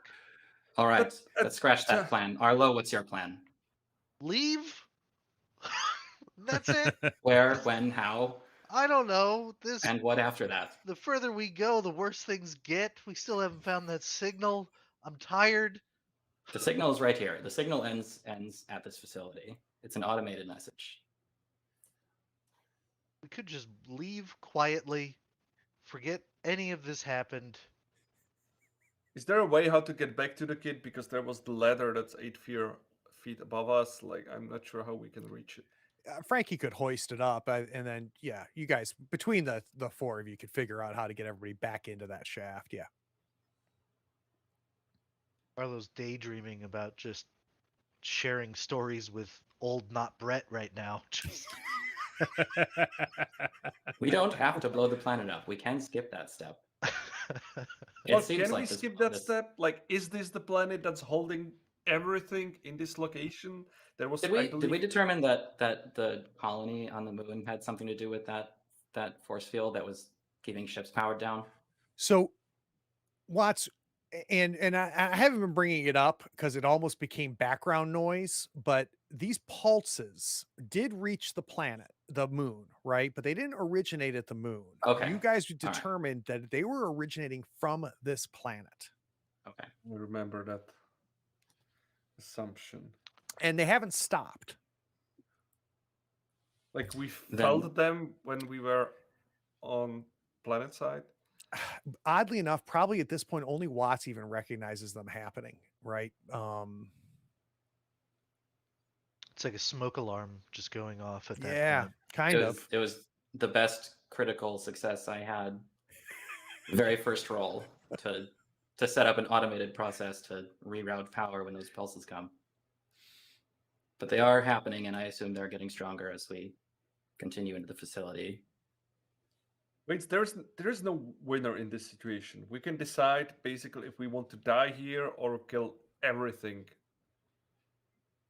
or just go in the middle of this planet and starve to death. Not sure if that's better. Maybe better than to be close to these monsters over here. I don't know. There seemed like there was that weird eel thing that touched my leg, right? There might be things we could eat. I don't know. Just blowing up the planet sounds a little extreme. Even if it's the source It's a big decision. of those monsters that have taken over both the moon and all the surrounding ships and drew our ship here in the first place. Yeah, I guess that makes sense. It just doesn't feel good to say out loud, like, hey, let's blow up a planet. Well, we have time to talk about it. Sounds like we definitely at least want to get Dean and Brett, no matter what we do. So perhaps we should do that first. You know what? I just want to get the kid back because the kid is why we are still alive. We're not leaving the kid there. Then we can blow up everything. And about Brett, you know what? He seems sentient.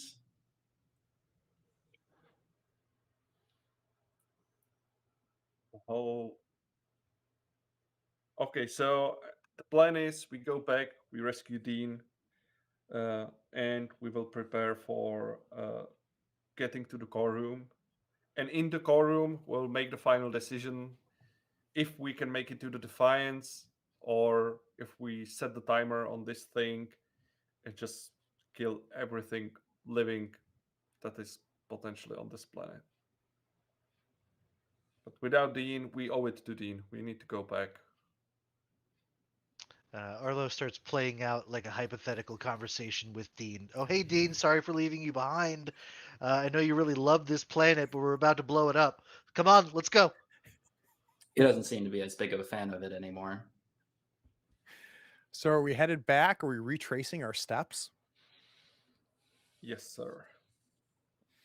So you start to Are retrace we your steps. splitting? That's the question as well. That is a good question.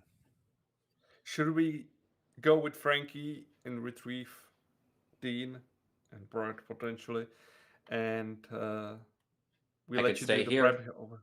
And monitor you on the cameras. Yeah, can we communicate with him directly? We don't have to backtrack, right? That's a lot of walking. Those. Well, there was no intercom into the room.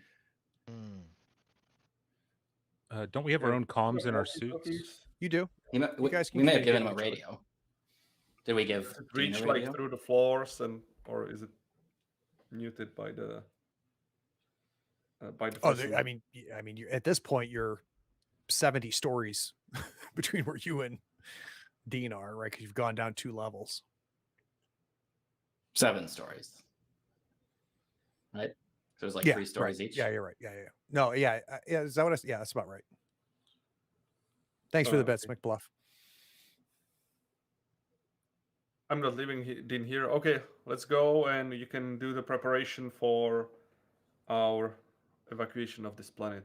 And with Mr. You could always go Milfoy, up. we Go up to level D and see if the comms will reach him there and guide him from there. Yeah, I we'll can try relay to like you. check in every time like we go some room, like check in, we are in room and this and that. Should we secure the Yeah. immediate area here before you leave? So Watts is staying in this kind of comm central. Frankie and Major are headed back to Dean. What's Arlo doing? Good question. No, none of this. He's watching all these people make plans and stuff.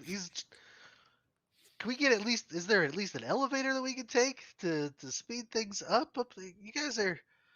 Oh, that's Good so far question. away. Yeah, there is an elevator. So if you guys wanted to go back up to level C, right, which is where we left not Brett. Level B is where we left, we think, Dean. We think the Yeah. Take the elevators. Yeah, we take because they are powered back on. Yeah, we take the elevators definitely. So what's Yeah, Arlo doing? Let's do it. Just Let's have stay a here with me. big sigh. Yeah, if you say that out loud, it's like, okay, great. I will. It'll be will just hang like out. Is there just a like seat the somewhere? it'll be just like the away mission on the Alexis. That was horrible. And- We watched a friend die. It'll be similar, but not exactly like the away mission on the Alexis. And before we leave with Frankie, while we scouted the area we are returning to, but we don't know what's behind this door. You might need this, and I will pass back the flare gun to. I will keep my hand forward with the flare gun and look at Watts and look at Arlo and just give it to Watts after it. Okay, so Watts has the flare gun. Thank you. And Go ahead, Frankie. let's go. I was going to say, should we? I know Major has a vibra sword. Should we leave one of our SMGs behind, or do we feel like we may need it more topside? In any case, you're going to be extra better weapon. equipped with it. And I have one. Oh, you have one. Okay, I'll, I have a vibra blade. I have a stun baton. I'll be fine. you'll be fine. Okay, cool. I'm almost tempted to ask Arlo if you want that vibra surge to cut them in half. But No, okay, thanks. just the flare gun. Let's go. Let's not lose any more time. Prepare the plan, Mr. Watts and Mr. Waite, and Yep. we'll be back before you say blueberry cake. Let's go. If Watts doesn't say blueberry cake right now, I'm going to be really mad. Well, why would I say that? Because Major Frill said he'd be back faster than you can say I know. blueberry No, cake. that's my response. Why would I say that? Perfect. All right. So let's montage a little bit. Watts is doing his best to keep track. As soon as Major and Frankie are out of shot, Yep. out of your shot, I'm going to turn to Arlo and say, I want you to know that if I ever kill Major, I assure you it was for a good reason. And you do not need to cut me in half. Okay, great. All right. Okay, now montage. Yeah. All right. So Watts is doing his best to keep track and switching cameras and kind of to track Frankie and the Major. You're given very clear directions by Watts before you leave. You head down this hallway, take a left or right, you'll find a break room, and so you follow that. You get to this elevator, which you have not used yet, right? The way you got here was through this shaft, and we see the Major and Frankie get on the elevator. It opens, it closes, and it goes up. No automated turrets. No automated turrets. So you get up to level C. Again, this was an area you had not come to. Again, montaging, we see areas where that you had not been to yet, where there was obviously some last stands that had occurred, and really like two rooms where you saw a major battle between people of the Defiance, and then another area based off the skeletal remains where it may have been a last stand based off of the barricades and things for the original staff or people that lived here. You get to the hallway, back tracking through, and to the door that leads to the province room, which is now closed. Yeah, well, we got ourselves into this situation. Just, Mr. Belfoy, if anything goes down, just shoot to kill. And I will try to open the door. Beep, beep. It's unlocked. And remember, this is a hinge door. This is an analog door. Ah, Watts, you okay. have been tracking him the whole time. You now know that they're about to go to a dark area, right? That you can't see. Frankie behind will- him. A major will report we're going to the Defiance room. See you. I'll try to track you on the other side. You open the door. Unlike before, it's lit. Just like the hallways have been lit, this place looks just different the whole time you've been tracking through this because it has power now. There's overhead lighting. Lots of shelving. This room has been picked through pretty heavily. There's no province. Oh, yeah, province. The room is the Yeah, same Mr. size. Watts. Yeah. Mr. Watts, I guess you will not be surprised if I tell you there is no province here. There is a storage room of some kind. There's very little that surprises me at this time. But do I have camera access? Is the feedback up now? You guys find Feed- Brett? There is no Brett over here. There is no province. There is just regular facility room. Okay. Let's go. Let's double time, Mr. Belfoy. We need to continue. Even Where's Dean at? On your Above us camera, still? Watts, you can see Dean is struggling to break free from being tied up. He's still in that room. All right. Dean has not changed position. Okay. You Let's Cross continue. the storeroom, being careful the entire time. Work your way back to the elevator that you used to use as the shaft, right? That you climb down the shaft for. The elevator's there. You can see where you lifted the escape hatch or the maintenance hatch to the how you got into the elevator, but it's powered. We entered the elevator. Into The the dean elevator? is right next to the elevator. He is. Yeah, I remember the Okay. the elevator room was right there, and then Dean was right off of it where that lounge area and the barracks were. We enter it with the intention to go up, and on the way up, I want to have a talk with Mr. Belfoy if there's nothing else surprising us. Yeah, you hit the button. You start to go up. These aren't very fast elevators, so you got a little bit of time. So the doors closed. You guys are now going up the elevator. Okay, Frankie, this might be tough with Dean, as you've seen before.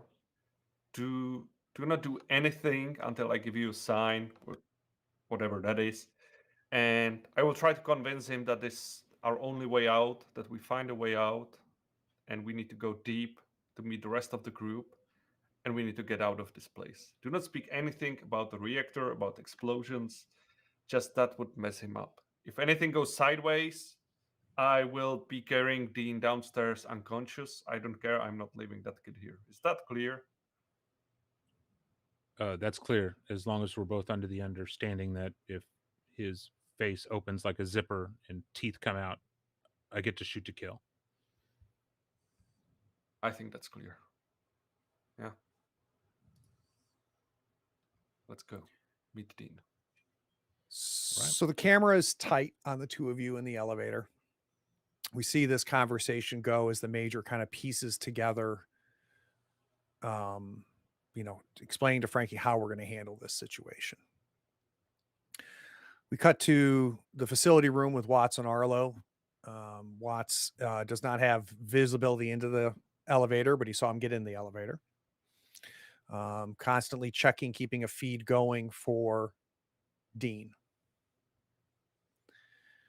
Just like any security cameras, they don't cover everything, but you see a good bit of the room.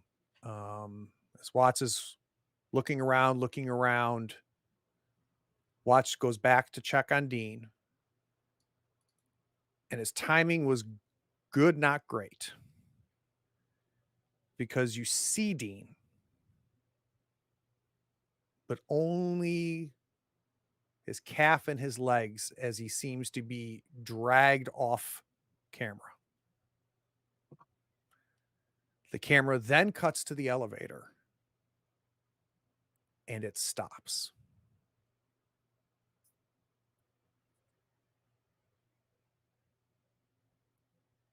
Major, you may have a situation on the other side of that door. Be more specific. What's the situation? Dean has left the room, not apparently of his own accord. Okay, we need to save him, Mr. Belfoy. Let's go for it. Double time. Shoot anything that looks ugly, and we just try to open the door. And it was this was a reasonable assumption, Major, when the elevator stopped, that you stopped at the floor. Mhm. But and then Watts gives you this information like, oh shit, like now we're on a timer, right? Now something's dragged Dean off, according to Watts. You realize you're not at your destination. So the elevator stopped, but it didn't stop. You're between floors. Mr. Watts, what's the holdup with the elevator? We need to get to Dean ASAP. Did it lose power? Nope. Just make it work. We need to get to that floor. Mr. Belfoy, look for the way up. So we can go I through look for the hatch and try to open up that hatch and try to get access to the roof. I'll see if there's any computers thing I can do. Yeah, looking Get at the moving. computers at Watts, like there's nothing indicating why it stopped, right? You recognize it has stopped. You realize it should stop. And Frankie, Try hitting the button again. which I think the Major's doing. Frankie, you kind of reach up, and if you remember when you pulled the hatch, it wasn't that hard to pull, right? So you're expecting when you push on it. In fact, when you initially push on it, it does give immediate. And this all happens real quick. It pushes back, and a weight falls on your hands, and a clang as this thing just echoes through the inside of the elevator as the door is closed against you. You hear a thump. You hear activity above you. You're trying to take it all in. Major, there's activity below you as well. You can hear something under you. And the audience, by the time they've reached episode 9, is expecting a cut to credits. So when the camera goes black, there's a little bit of a surprise as it comes back on again. And we're back on level D. The room where the Major and Frankie got on the elevator. Not the elevator they're on now.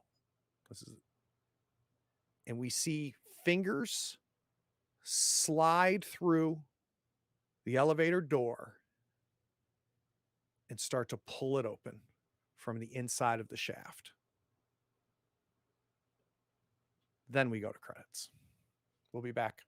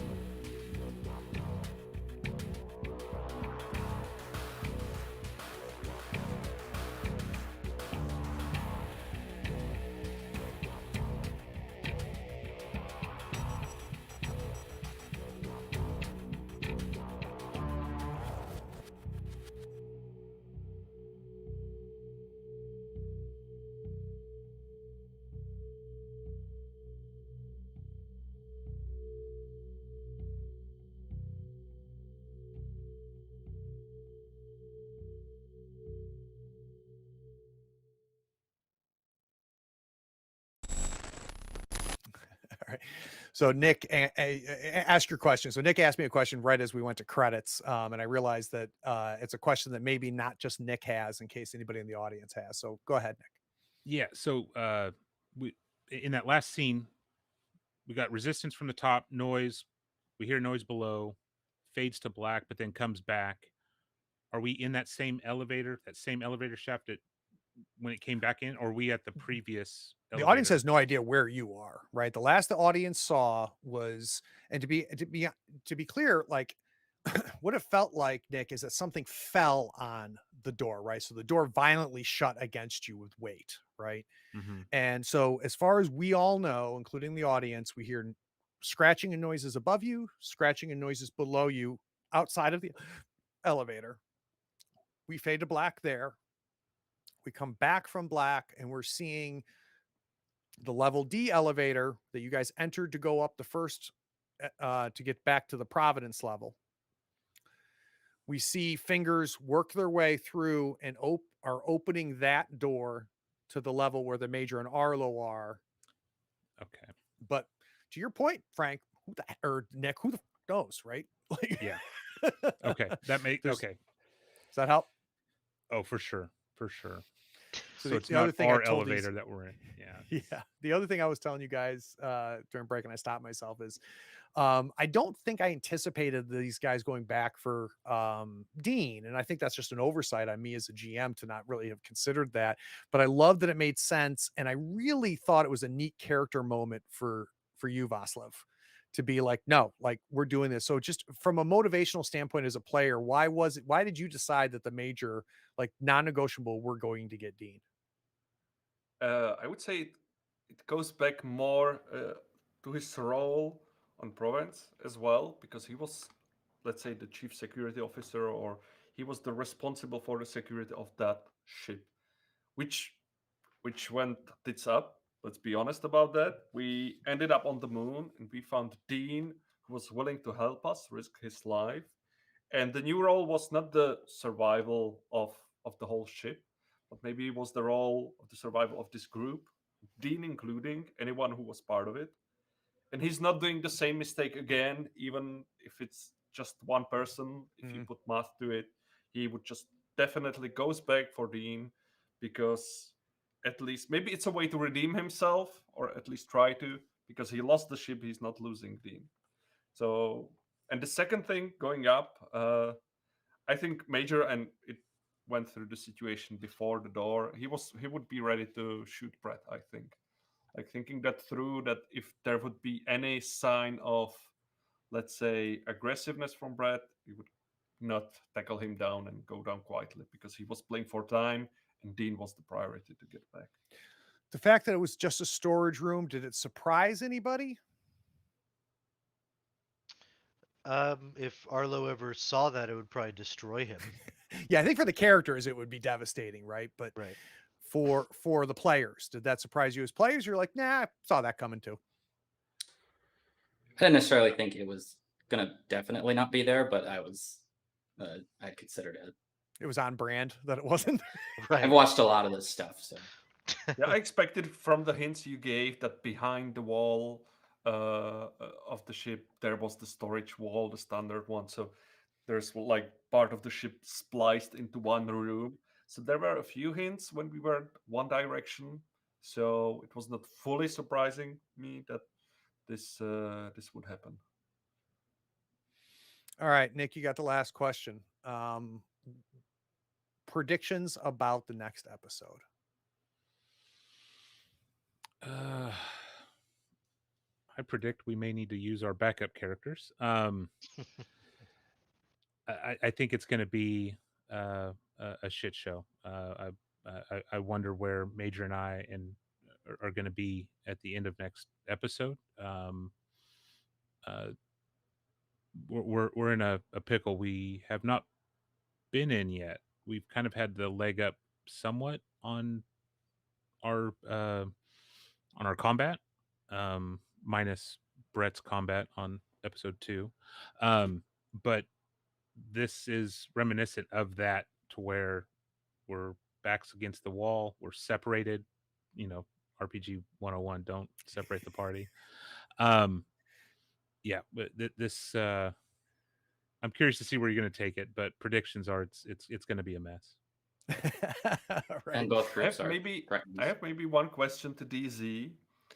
I was thinking, how does Watts look when he's computing? Is he like completely shut off doing computation, or is it like meant that like instant numbers dished out? Oh yeah. You mean like the numbers floating in front of me, like Rain Man? Yeah, Beautiful yeah. beautiful Beautiful mind. mind. Yeah. Yeah. No, I think I'm just staring intently at whoever I was talking to. Like I'm seeing the calculations on their face, maybe. Or So like I will like just go silent but unblinking, staring at them. Like I am imagining like pause, play. yeah. All right, last question. I'm going to give this to Kyle. Totally random question, Kyle. If I was tired of Warhammer and I wanted to try a different game, let's say I liked miniatures, I was tired of painting, hundreds of models and spending thousands of dollars. I wanted like a smaller game, something that had maybe some unique mechanics to it, but lots of options. Is there any miniature games we can recommend? Yeah, I've got two. The Other Side and Malifaux. I think you might be interested in checking out. And where would I check those out? Weird-games.net. And on a scale from 1 to 10, how do you rate the designers behind the most recent edition? Yeah, I'd rate them pretty highly, I guess. We'll give them tens, I think. Yeah, That's I'm good. gonna be humble about it. I like it. I like it. Yeah, Greg guys. just said he lost all of his previous ads and said he's recording a new one right now. Oh, it's funny. No, really, the reason the four of us know each other is through Malifaux, of course, and Kyle obviously is one of the designers behind it. You also want to check out Weird's board games, both Bayou Bash and Vagrant Song. I have them; they're phenomenal. We were talking a lot about Vagrant Song before this. Any other shout outs or anything before we wrap up? Just thank you.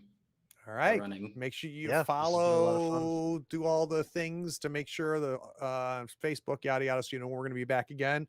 We've got at least one more episode. Thanks for watching.